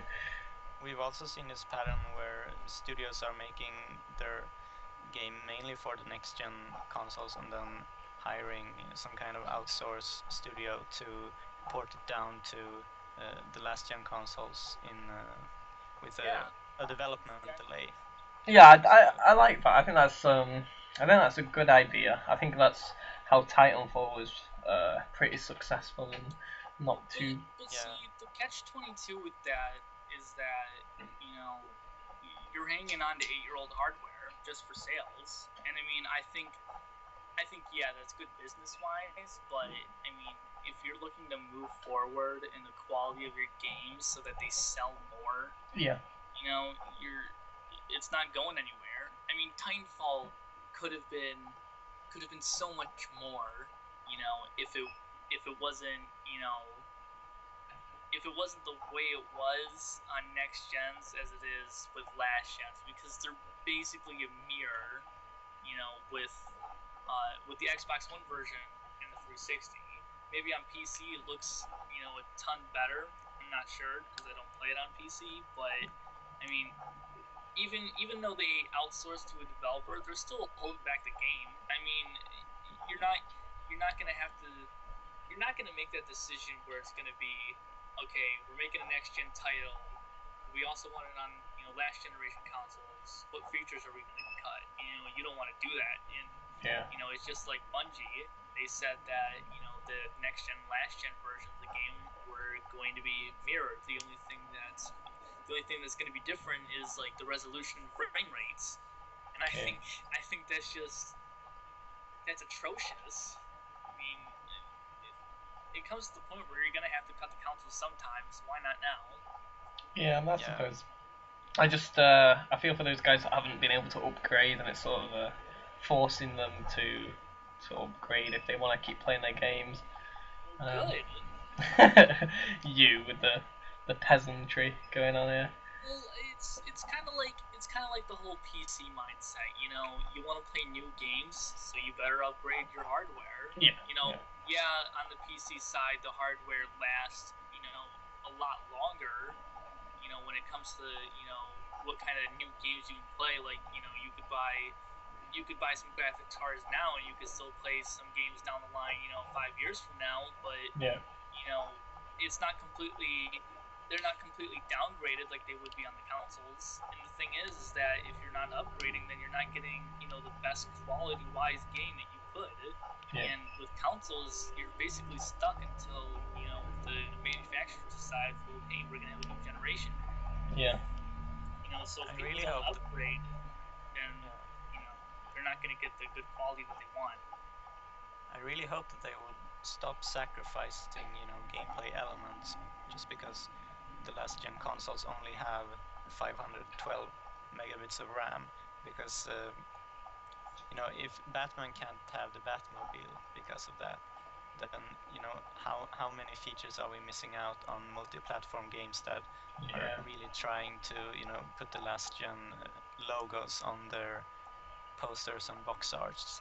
Exactly. That's just ridiculous. And going into these next gen games, I really think that we will need a substantial upgrade in terms of gameplay experience, and not just frame rates and resolutions, because that's why you buy a new console, because there are new games on it that you can't experience already on another system. That's why systems are selling. Yeah, that's what makes next gen. exactly. So I really hope they will cut the cord on last gen and putting all these kinds of interesting features into their new games. So, just very quickly, cutting the cord. They're cutting the cord on Kinect.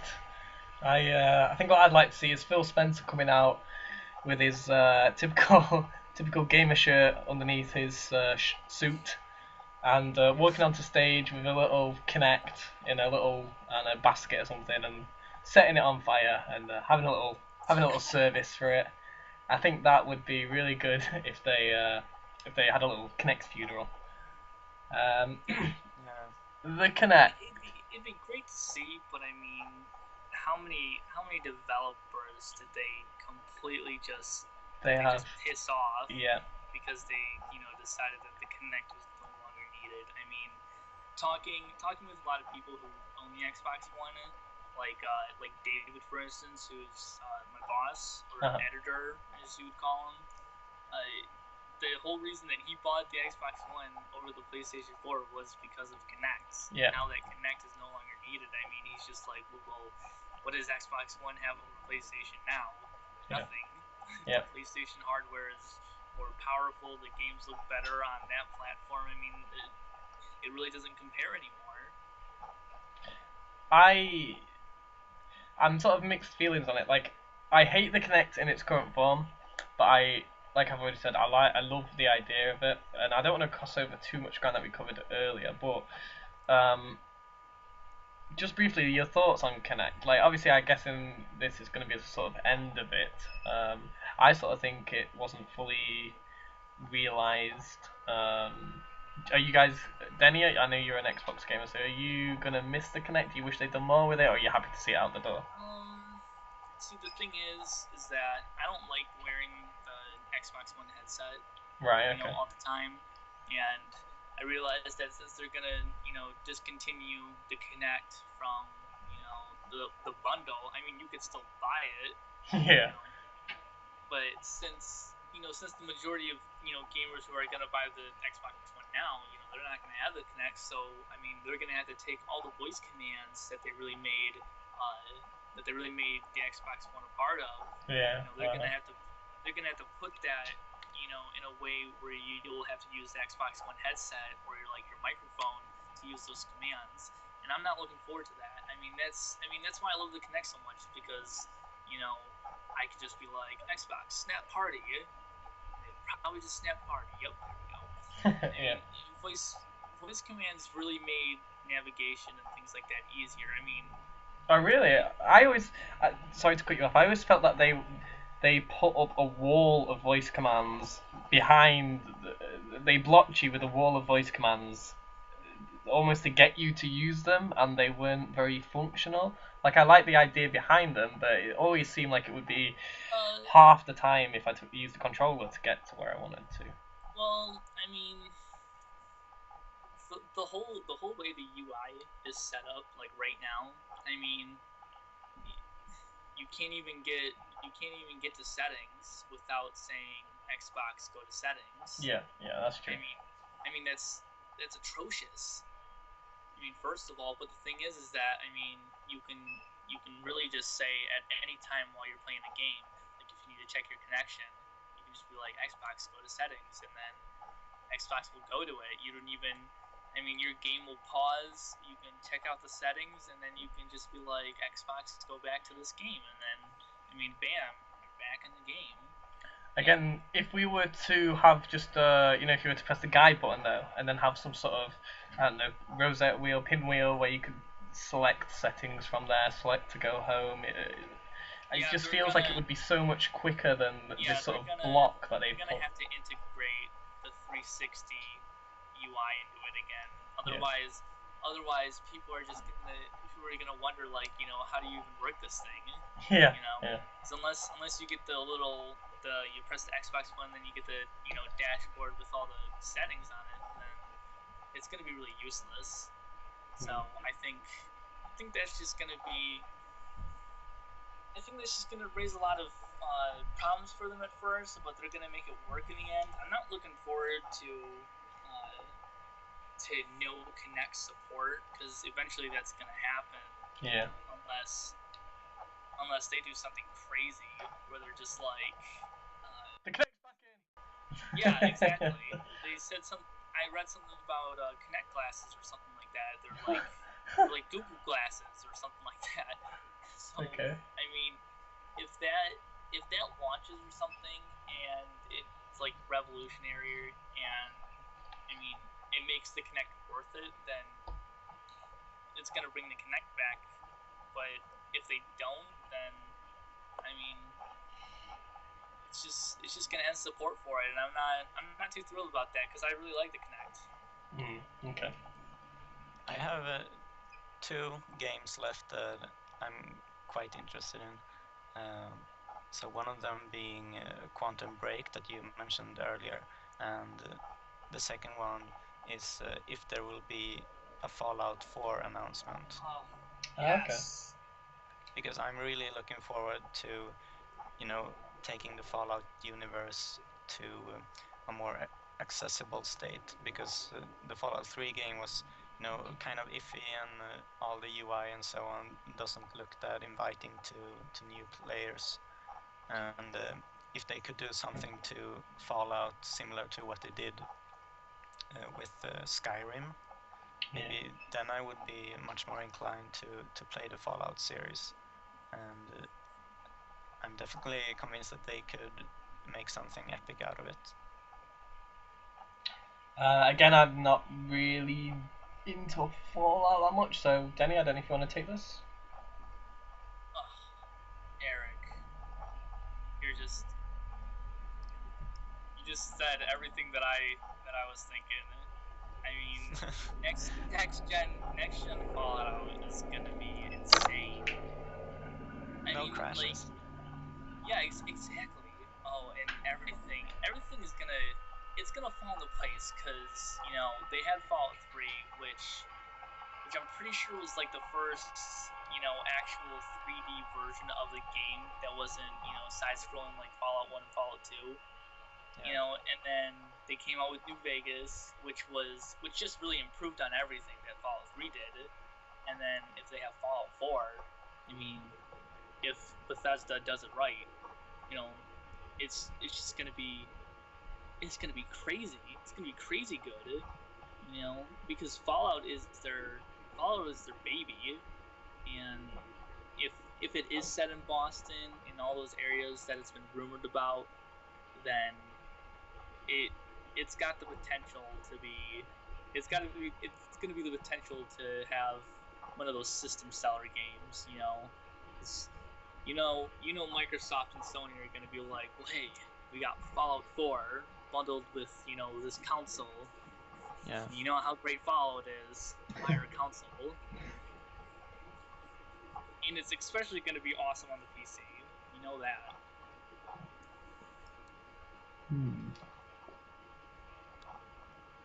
So anything else to do with Fallout? No, there's not enough information right now to speculate. Okay. I think. But Denny, do you know anything about Quantum Break? Yeah.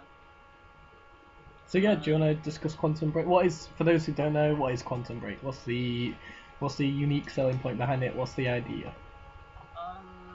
The whole selling point about it is I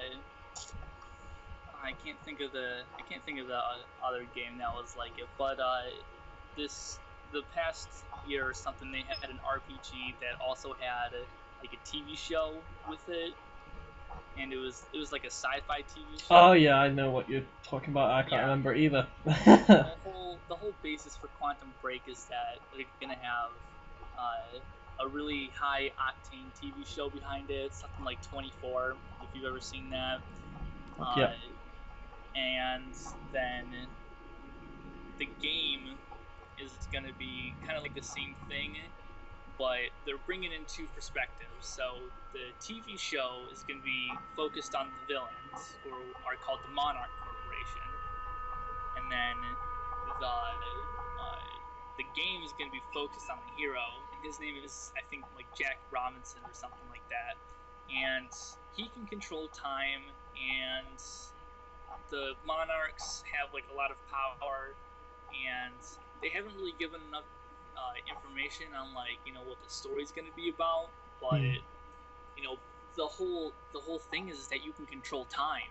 Yeah. And they had a little teaser trailer a few days ago, and like this Jack guy just had the whole level completely frozen. He's just walking by all these guys, and I mean, Bullets frozen in the air, and it just seems insane.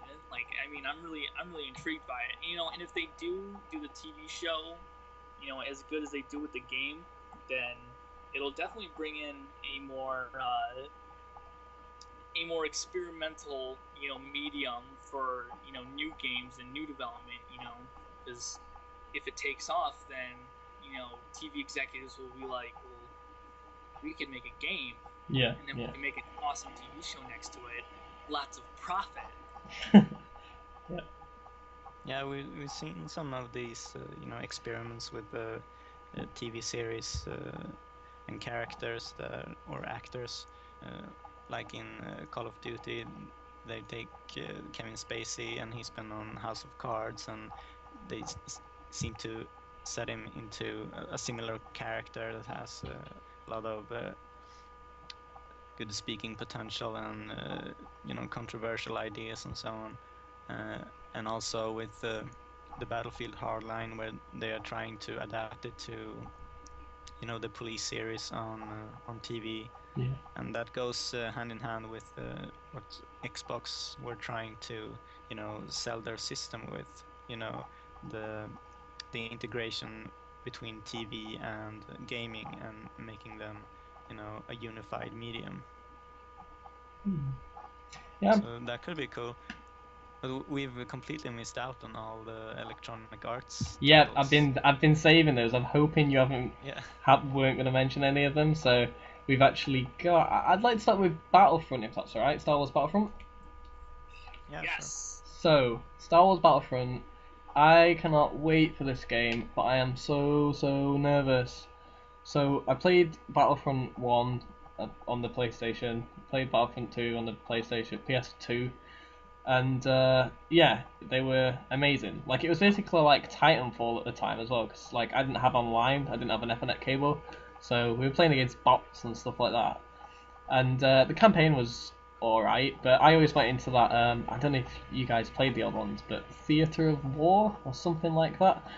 Like Galaxy Conquest. Basically, you like go from planet to planet and take.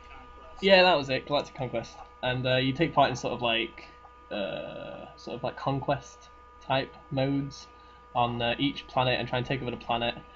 And yeah, I just loved like everything about that game, becoming the Jedi's and the little funny TDM mode in the Mos Eisley Cantina.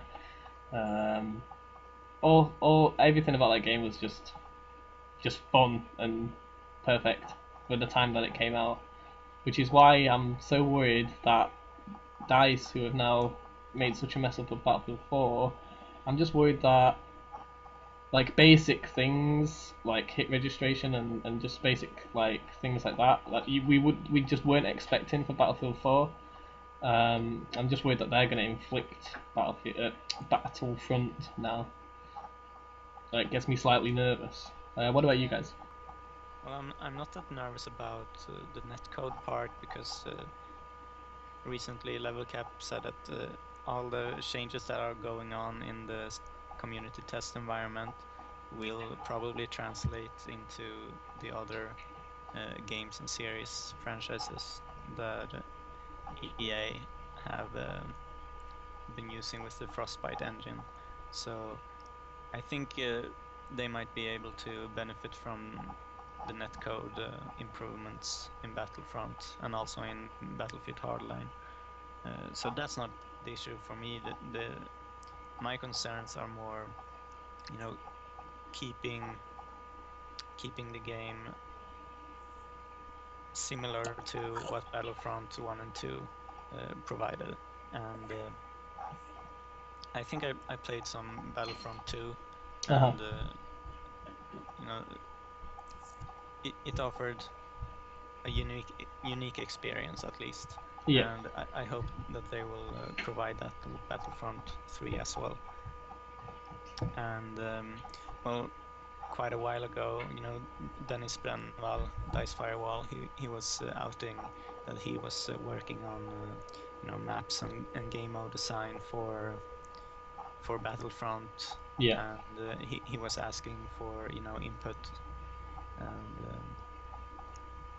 what game modes we wanted to see and so on. So I think they've been working on the design quite a lot, trying to, even with Battlefield 4, they tried to bring it back to the roots of Battlefield, and I think they might be able to do it with Battlefront 3 as well. I think But, I think what I'm most interested in is how are they going to integrate the game modes that were basically inspired by Battlefield itself. Yeah. Because if you look at Battlefront 1 and Battlefront 2, you can clearly see that pandemic took a lot from Battlefield. Oh yeah, there's interviews with the guys who made Battlefront, Battlefront 1 and 2, and they literally like say, yeah, we basically wanted to make our own Battlefield game, but Star Wars. So there's interviews where they literally quote Battlefield. It's definitely inspired. Sorry. Yeah, and I mean, that's the thing. You're coming full circle basically.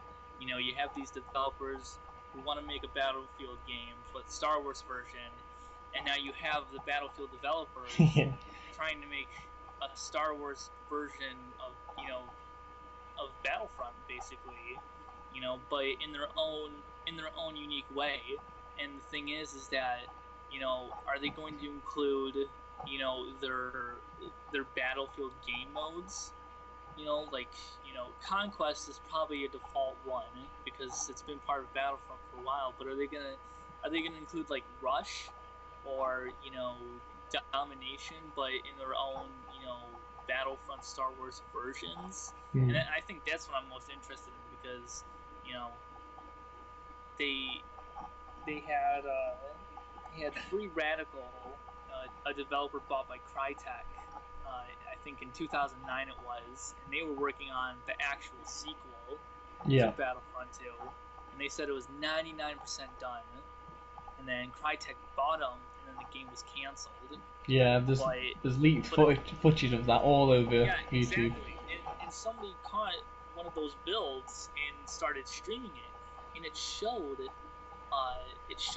going from the Hoth base, fighting the AT-ATs, and then going into space, as X-Wing, but like seamlessly. Yeah. That's the thing. Are we gonna see that in the new Battlefront, or is it a feature they're gonna completely scrap? Because I mean, they need to take Battlefront and they need to make it next gen. Because if it's not gonna be next gen, it's gonna be a complete turnoff. Yeah. Battlefront is about biggest scaled battles that you saw in the films and are basically reliving, but with the twist that you get to decide, who wins and who loses. Yeah. I think that's what they really need to capitalize on.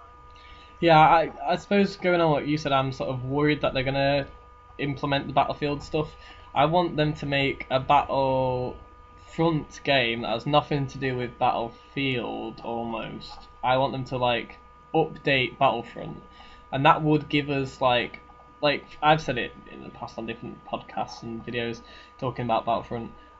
Exactly what the thing that you just mentioned with them flying into space. We had the separate space battles where you could basically like sort of a Titan from the Battlefront series. Where you could go from huge starship destroyer, get into the hangar, get into your little spaceship, fly over to the enemy's version of what you've just flown out of, go inside and sabotage it. And then we also had the ground battles, which were separate. And I always wanted to be able to fly in space, see a planet, head towards it, and then head towards it still, and then still being able to head towards it, and then land on it. Like, that would be amazing. And I've said that in the past again. Like, something like that would be amazing. But I think if they were to implement the, like you were saying, the Battlefield rush modes and things like that, I think that would limit them. I can't see them implementing those sorts of changes whilst trying to mesh it with Battlefield. So I think what they should do is that they should take the core of the modes right. from Battlefield, right, like Rush, Okay. and mold it into something, you know, that's theme-wise in Star Wars. Like on Battlelog, if you've ever scoured the forum fields and you didn't want to, you know, end your life because it was, you know, the Battlelog forums, there was a huge discussion going on by one of my friends. He's called Martin, and he was trying to capitalize on the whole, you know, what could DICE do for the next Battlefront, you know, and we had a lot of discussions me and him about, you know, what they could do, and one of my ideas was that they could do a mode called Infiltrator, and it basically capitalizes on, you know, the rush game mode and the whole space battles kind of feature where you could enter enemy ships and then sabotage. Yeah. You know, and so the whole thing would be, you know, you fly up into an enemy ship, infiltrate it, and then you're either supposed to be like stealing data or like uploading, you know, like a virus or something. Yeah. And then, you know, you go through, you know, like 5 or 6 objectives. Okay, like Rush. Okay. Yeah, and at the end, you're basically pulling like a Battlefield 2142 where you have to escape the ship before it like blows up, or yeah, you know, you have to get away before it goes into, you know, hyperspace or something like that. You know, yeah. they have to capitalize on what game modes work in FPS, you know, games nowadays, but they also have to make it, you know, they also have to make it Star Wars themed. You know, otherwise it is, yeah, like you said, you know, people don't want a, you know, Star Wars Battlefield game. Yeah. But then the other thing is that, you know, there are a lot of great Battlefield features that would make, you know, Battlefront even better, like destruction. Yeah, you know, yeah. Star Wars is really centered around, you know, the huge destructive, you know, elements that it has. You know, Clone Wars, the orbital battles, things like that. Yeah. I mean, they're just like floating spaceships that are destroyed, and star cruisers, and, you know, trillion starships. They're just. We see that in the Force Unleashed games, the sort of destruction exactly. of a huge star destroyer coming down onto a planet and plowing into it and stuff like that. Yeah, exactly. So. Like imagine if you're playing, you know, space battles, right? You know, you got half the team, you know, on the ground on the planet, and then you got yourself and your crew up in space, you know, battling out, and then eventually, you know, maybe in the game they could go into like a 1942 kind of thing where you could pilot the actual like cruisers and stuff like that. Yeah. You know, to the point where it'd be like, you know, Anakin Skywalker, you know, crashing, you know, General Grievous's flagship, the Invisible Hand, yeah. you know, into the Coruscant, you know, airstrip. I mean, that whole destructive phase that sequence was just great. I mean, that would just look absolutely amazing in a Star Wars game. Just imagine like fighting, you know, in the Hoth battles, and then all of a sudden you got, you know, a freaking Star Destroyer coming at you, crashing into the snow, destroying all the hangars, you know, and making a mess of things. Yeah. And that would be just so Star Wars and so great. Yeah.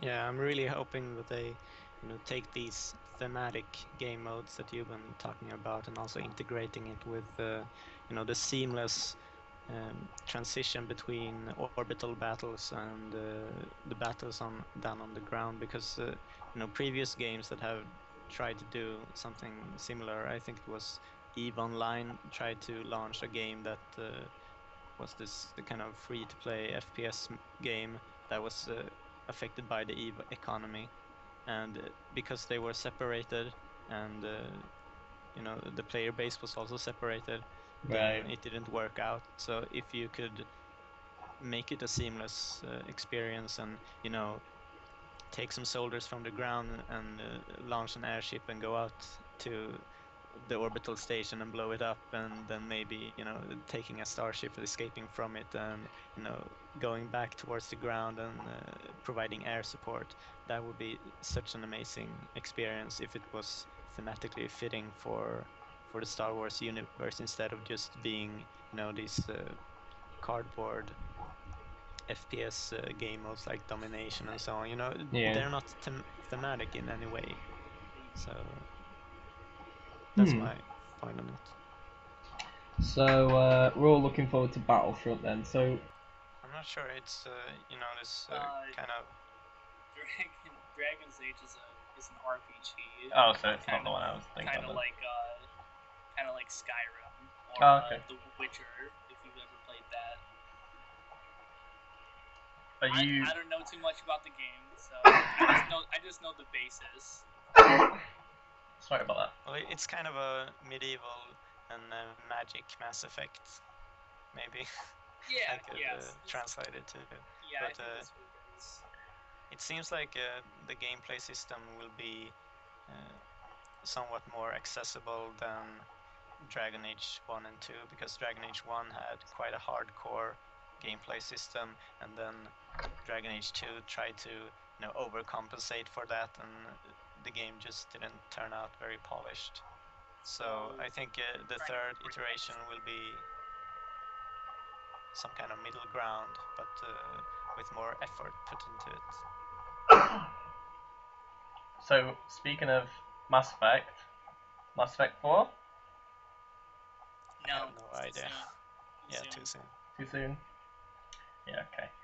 I mean, with the Battlefront coming out, then maybe you shouldn't be pushing, two space rivaling games. Yeah. or the fact that BioWare is working on another Star Wars game, just like Visceral is. Yeah. Space theme then, Dead Space 4? No. Addy, you got to realize that when it comes to game development, they're only gonna have a few projects. Oh yeah, sure.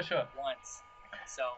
Sure, but maybe they got a pre-production for Dead Space 4, but I think we'll see that way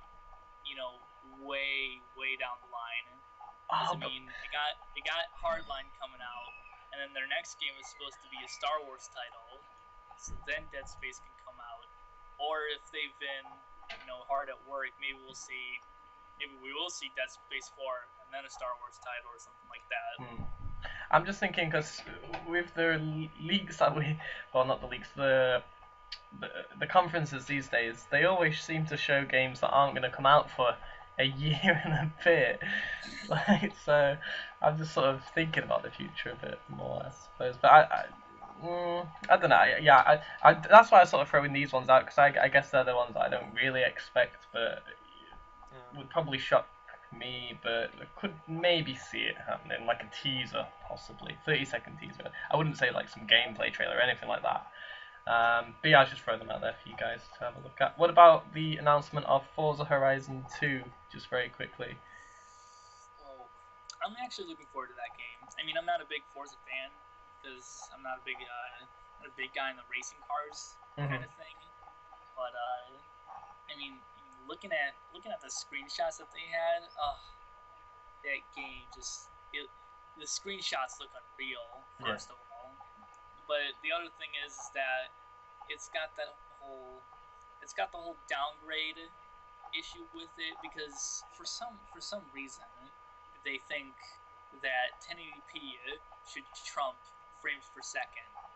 So their whole issue is, well, it's an open world game, but we're gonna have it 1080p 30 FPS, and this is a racing game. And the thing is that you can't really have a racing game that's 30 FPS. Because look at Forza 5. That's 1080p 60 FPS. Yeah. And I mean that is, it's a great game to watch and a great game to play, because that extra 30 frames just really makes it, it just really puts the whole racing concept in perspective. Of the player. And when they downgraded that, because they can't because their game is just so open world and everything is just taking so much out of it that they can't do that. I think I'd rather see like a 900p 60 FPS Yeah. Forza Horizon 2 than what the 1080p is. Yeah. And speaking of racing, they're also doing that with Drive Club. Yep, Drive Club. PlayStation 4, and that's unacceptable. I mean, I realize that Drive Club is more arcadic, because it is kind of like the, I guess, Mario Kart version of their Gran Turismo series. Yeah. It's kind of arcadey and things like that, but still, it is still a racing game, and that 60 FPS is just crucial, because you're just not gonna get the same experience. Yeah. So it's something that Steve mentioned in the last podcast, another host, Steve, and it's just sort of, we expect from next gen at least 60 frames per second. Like, it's just something that you just expect to happen, and it's not happening. Just another reason again to add to the stockpile of why I personally don't think the upgrades are worth it at the moment.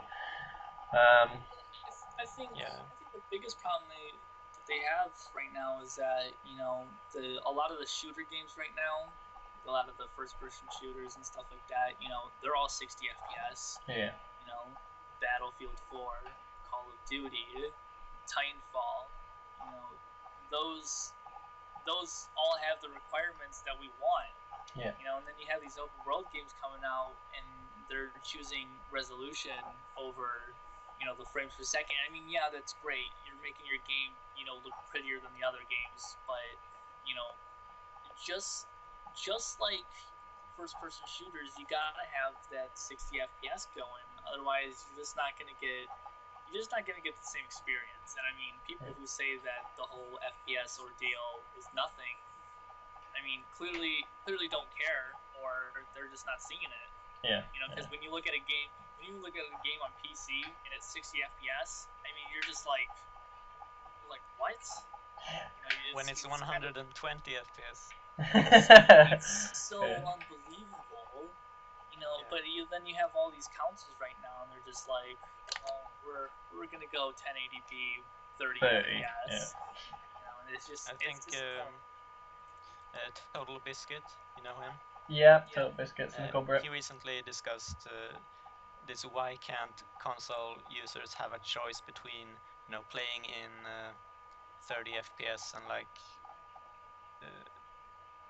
1080p, or selecting another mode that's 720p and 60 FPS. That's quite interesting. Similar to the graphical settings on a many PC. Of the TV and console owners, they might only have a 720p TV or monitor. Yeah. Right. And some people might like the responsivity. I don't know how to say. No, that's fine. That's fine. The responsiveness of 60 FPS and the visual flow. And just having the option to choose between this screenshot simulator 1080p 30 FPS or playing the real game in 60 FPS. I think people could definitely benefit from having a choice there.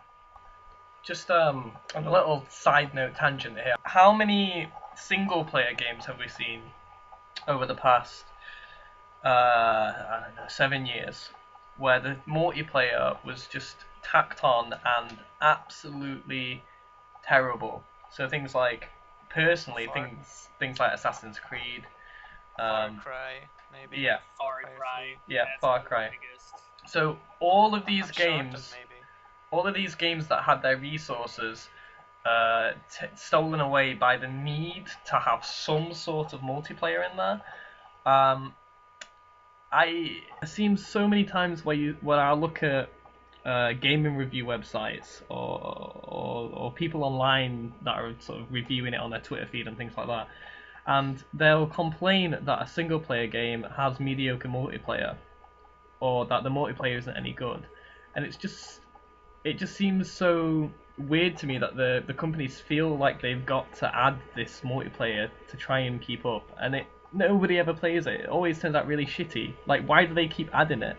Well, because they think that they're just going to capitalize on the profit for the multiplayer, because they think that if they add a multiplayer, it's going to be good.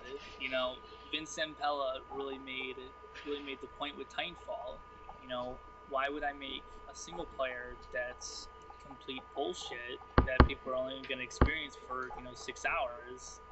You know, when they're just going to spend the rest of their time playing multiplayer. Yeah. You know, So if you take his attitude though and switch it to a single player game, why don't those single player guys have that attitude about their single player? Like, why don't they just say, look, why would I bother wasting all these resources, all this time in development, all this money into putting in a multiplayer which nobody's going to play? Nobody buys it for the like, who buys Assassin's Creed for the multiplayer? Nobody, right? So why do they keep putting it in? Like, I obviously understand it in a game where multiplayer will make a difference, but do you really think people buy Assassin's Creed and Far Cry as our examples for multiplayer?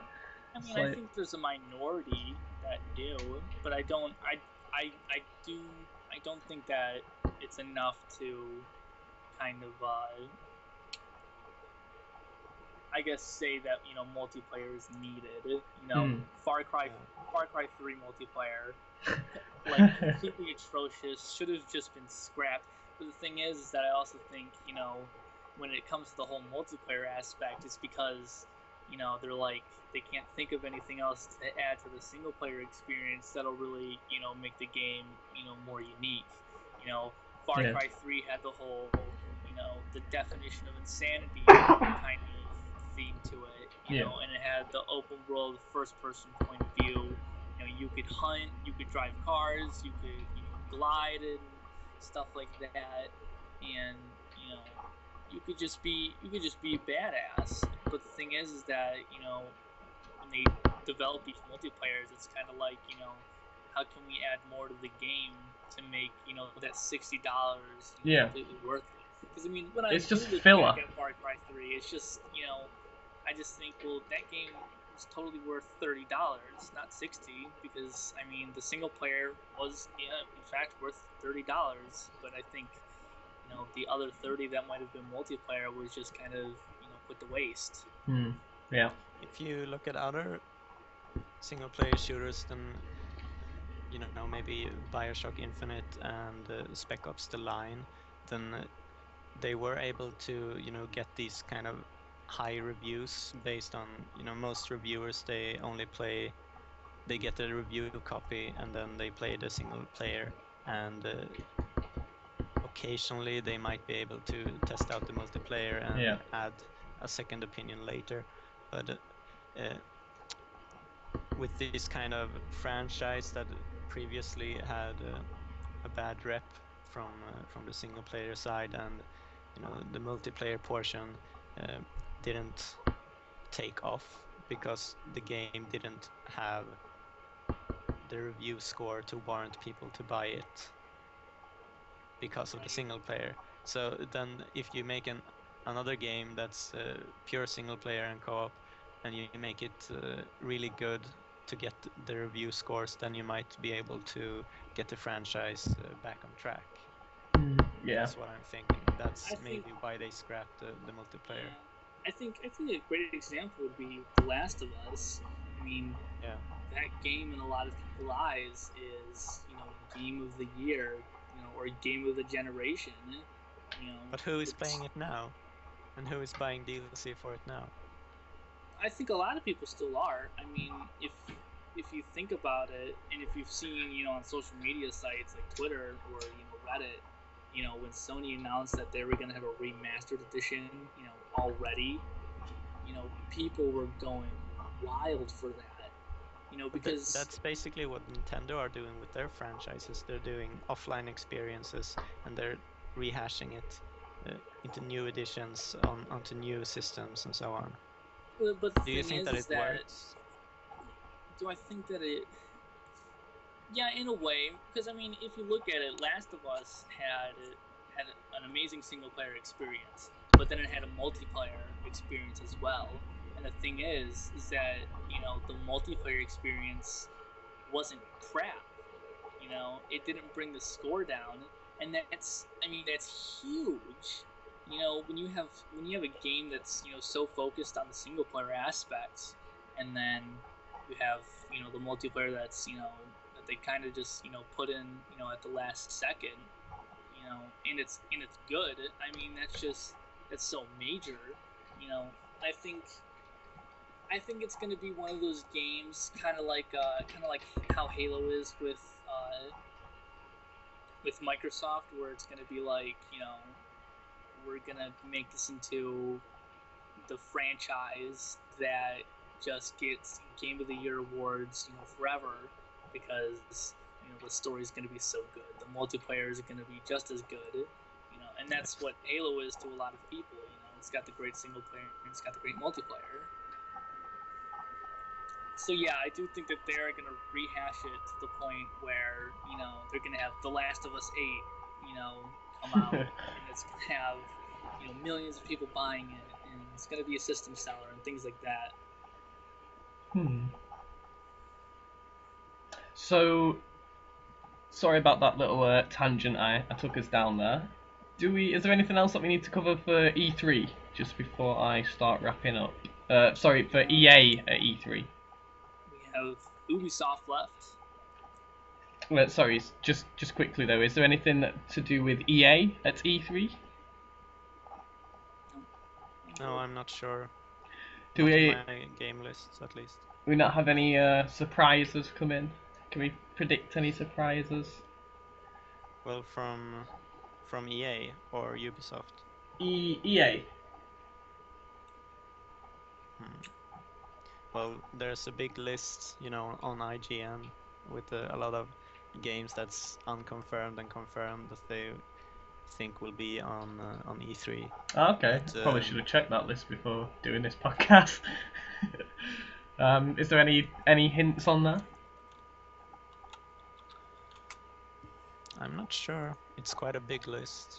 Okay, I'll move on from that then. So, anything to do with? So I'll throw a few game names out there. If you find anything interesting that you want to talk about or mention, just stop me.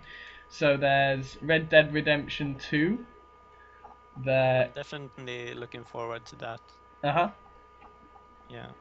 Anything? It seemed like a really good franchise and setting, and but I'd love for them to release it on PC. Okay. Was it not released on PC, the last game?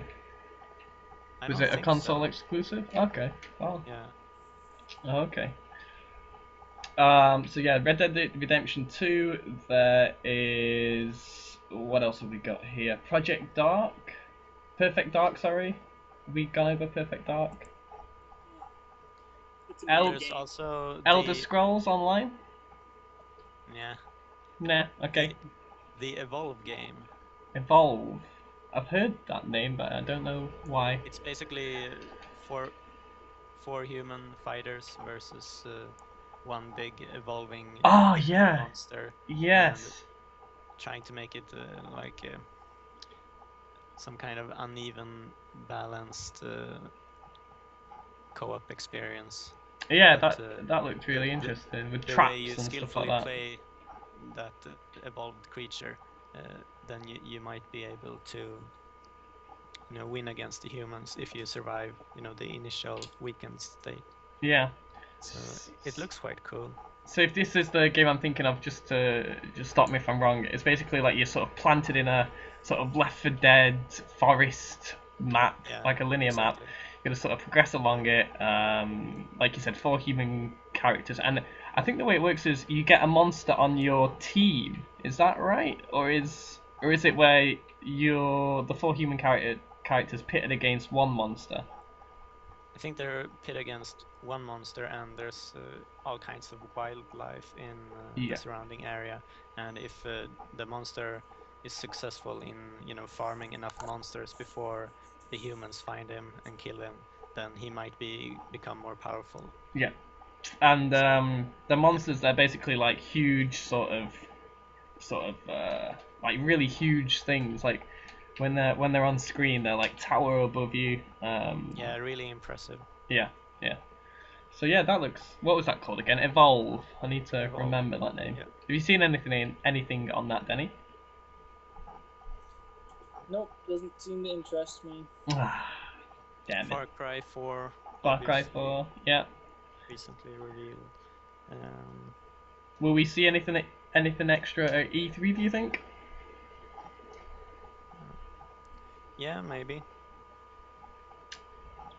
I'd like to see gameplay, because the thing is, Far Cry 3 was made by Bass. Like, Bass made that game, and I'm just wanting to see if they can do that again.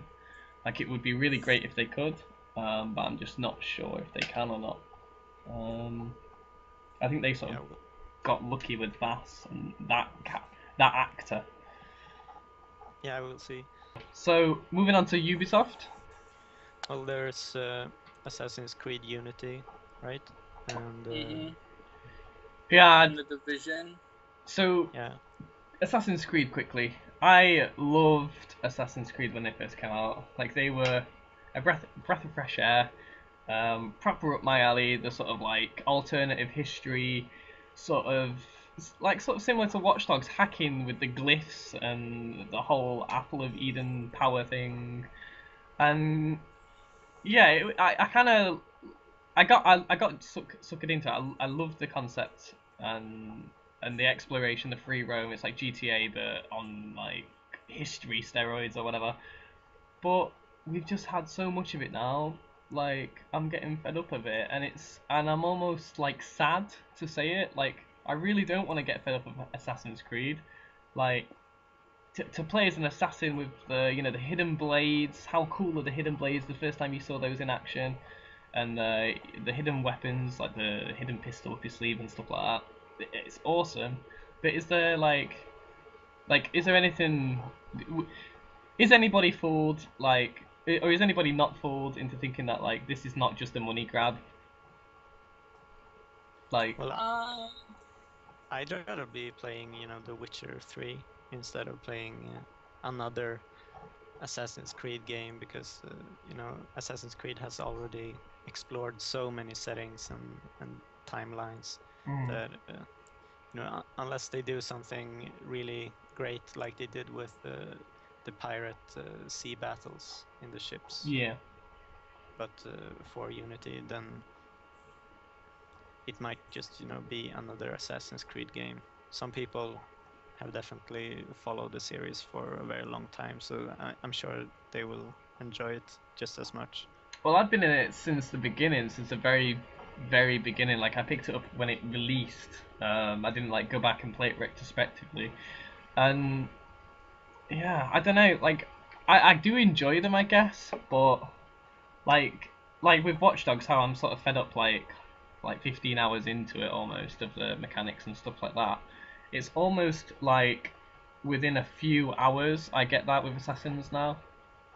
Like the Assassin's Black Flag ship thing, yeah, it was a nice feature, but I don't think it was enough to justify like a brand new game.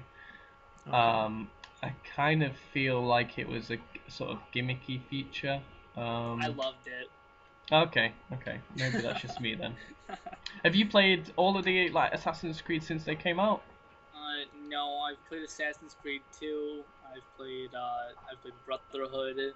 Uh-huh. I went to the midnight release of 3, which absolutely blew. God, I hate that game so much. Yeah. And then I bought Black Flag, and I thought Black Flag was the best. Okay. But I don't yeah, know. they are completely repetitive. I completely regret ever finishing the campaigns of any of the games because playing them now is it just feels empty. There's not enough like side quests that keep it going. Yeah. And I think that's what the Assassin's Creed franchise is just missing. And I think that's what Watch Dogs is missing as well. I'm worried about those side quests though, and those things like that. That they don't just become filler. Like we don't just get another find the pages of the diary or the sea shanty songs. Like that's not like a proper side quest. That's a filler side quest. I don't want. Yeah, exactly. I want like actual proper well scripted, like basically campaign missions without the cutscenes. That's what I want, but we don't get that. I don't know. It's almost like I've sort of lost all hope for Assassins, and I'm just hoping that they can wow me back. But I don't know. I doubt Okay. it. There's also Tales from the Borderlands, the pre-sequel, and let me see, there's one more game. Yeah, Warhammer 40k Eternal Crusade. Okay, two games that I will hand over to you guys. As Borderlands is not something I'm interested in, and Warhammer I've just never got into. So feel free to discuss. So the big selling thing about Tales from the Borderlands is that it's developed by Telltale Games, and it's basically, you know, they're taking the Borderlands universe more out into space and non-gravity environments, and focusing on the backstory for some of the Borderlands characters. But the Telltale name will definitely draw some sales, I think, and also you can really tell that it's basically the engine is just ported from Borderlands 2, and they just replaced the content in it. So it will not be on the next gen consoles, which is a huge turn off. Yeah, it's a very interesting design choice, but I guess they've noticed that Borderlands is still going strong on the last gen systems, and maybe that's their way of putting the Borderlands 2 engine to rest. Denny, yeah. I'm not big on Borderlands or Warhammer, so. Right then. Just quickly, Eric, do you want to mention anything about Warhammer, or just a discussion if we knew anything about it? Well, it seems more like a full-fledged Warhammer experience than previous titles. You had these kind of strategy games that were just a strategy element, and then you had some kind of first-person or third-person shooter that was similar to, you know, Dark Striders, but with, you know, Warhammer guns instead. Right. So they were kind of split up, and since I play the tabletop games and, you know, Yeah. paint the miniatures and so on, Mm-hmm. so I'd like to see those kinds of gameplays integrated into one big experience. And if they are making it for the next gen consoles, similar to what we discussed about, you know, Battlefront, and making it really next gen and inclusive, then maybe it could be a good game, because there's tons and tons of lore and you know, fantastic worlds and conflicts and also characters and so on to explore. So I hope Behavior Interactive will pull it off. Right. So, anything else to do with E3 then, in general?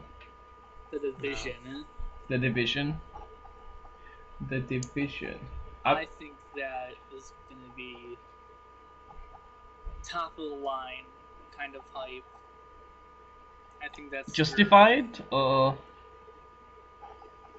justified. Yeah, is the hype justified? Do you think? Oh, I totally think it will be. Okay. I mean, their whole ordeal is that they're going to show gameplay at the conference, then the next day they're going to do a Q&A for the game, and I think that's gonna be major for a lot of people, because they have massive entertainment that has been really tight-lipped about it. You know, they've showed, you know, gameplay here and there and what their engine can do, but I mean, once they start, you know, pouring out more details, you know, the hype is going to gain, you know, more traction. And then assuming that the Division is going to be released sometime, you know, in early 2015 or in the fall, you know, they're going to have to answer some, you know, pretty big questions, or show a good amount of gameplay in order to keep people, you know, ready to buy it, you know, ready to, you know, keep the hype up and excitement. Yeah, I like the concept about you have a small team of people who are going out into certain areas that are safe or that are hostile, and you need to gather resources and whatnot in this kind of setting. I really If like I'm not mistaken. Yeah, you're not. I think the best part is that they decided to not do the whole, you're in the middle of the apocalypse setting, but you're in the aftermath of what it is. I think that makes it more of the whole. It just makes it a more dramatic experience because instead of trying to survive, I think the virus that happened within the game. You're just trying to survive. What's left of the wasteland that is New York City. Yeah, it's nice to see a post-apocalyptic game that doesn't involve zombies or undead or so. It's just a human element left, like in DayZ without zombies. You gotta play the other players and really be cautious. It's got a lot of Fallout, likability to it. Yeah. Right then, we have gone over shitloads. Thank you very much for checking out this episode of Alt F4. We have covered so much, and we spent a lot of time talking to these hosts. So I want to take a second out to thank them. So thank you very much, Denny, and thank you very much, Eric, for taking the time out to speak with me today. I really do appreciate your time, and obviously your thoughts and opinions added a lot more than what I could do just by myself. So thank you very much for your thoughts and opinions and your time. And well, Eric, everybody knows where you can be found. I'll stick your links in the description below. Denny, where can people find you if they want to get in contact with you? You can find me on Twitter at PI3KY or Pikey. That's basically it. So if you want to hunt him down and savagely disagree with everything and anything that Denny said in this podcast, feel free to do it on that Twitter handle. And also a bit of praise doesn't go amiss every now and again. So thank you very much again, once and for all, guys. Take care, and I'll see you in the next episode of Alt F4. And cut. Boom. Done. Thank you so much. This was thanks, Daddy. one of the best Alt F4s, I think. Yeah, I think so, definitely.